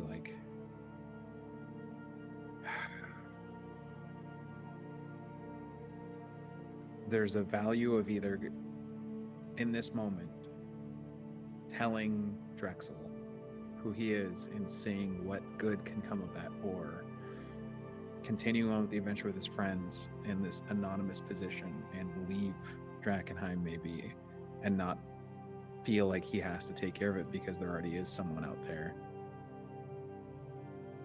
in the form of Nathaniel Flint who would just have to shoulder that burden and he can walk away. So I'm going to be spending an entire week thinking. We're playing next week, right? Or no? I think so. Yeah, let me quadruple check. I will be spending every day, twice a day, probably. Because I'm starting to text you right now. yes, Always fun. please. Not a big decision point. This is an enormous. So when we come back, I definitely will think of either A, I'm going to reveal who I am to the Hooded Lantern leadership, and he can confirm it. And before having looked through any of the records, Right. That's the important part. Yeah, there might be some surprise in there, but yeah, I believe it's 4 a.m. It is about 5. Oh, it was Whoa. 4 o'clock when we started walking over here. and then Okay. we just walked. No, it into was the like room. We it haven't was like explored anything. 4:15, 4:30, right? Am I crazy? Am I I wrote down- totally? I could be wrong. I've been writing down times as you said it, but like Do I you could have- have got it wrong. You have 4 right now. I have 4, but I could have goofed that. Okay. Yeah, we'll do like 4:15 then.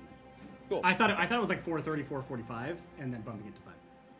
Yeah, I don't know. Yeah, we'll do 4:15 if you're up for it. You figured out you can say something now. You can not say something now. And like You we can haven't not searched say the room or something anything. ever.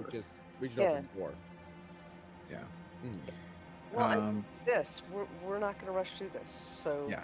this is what the priority is, and we'll deal with the, Lord of the Feast is another adventure. But this Mhm. information, come on, we can't walk away from this. Yeah. All right. I'm going to be thinking about all the consequences.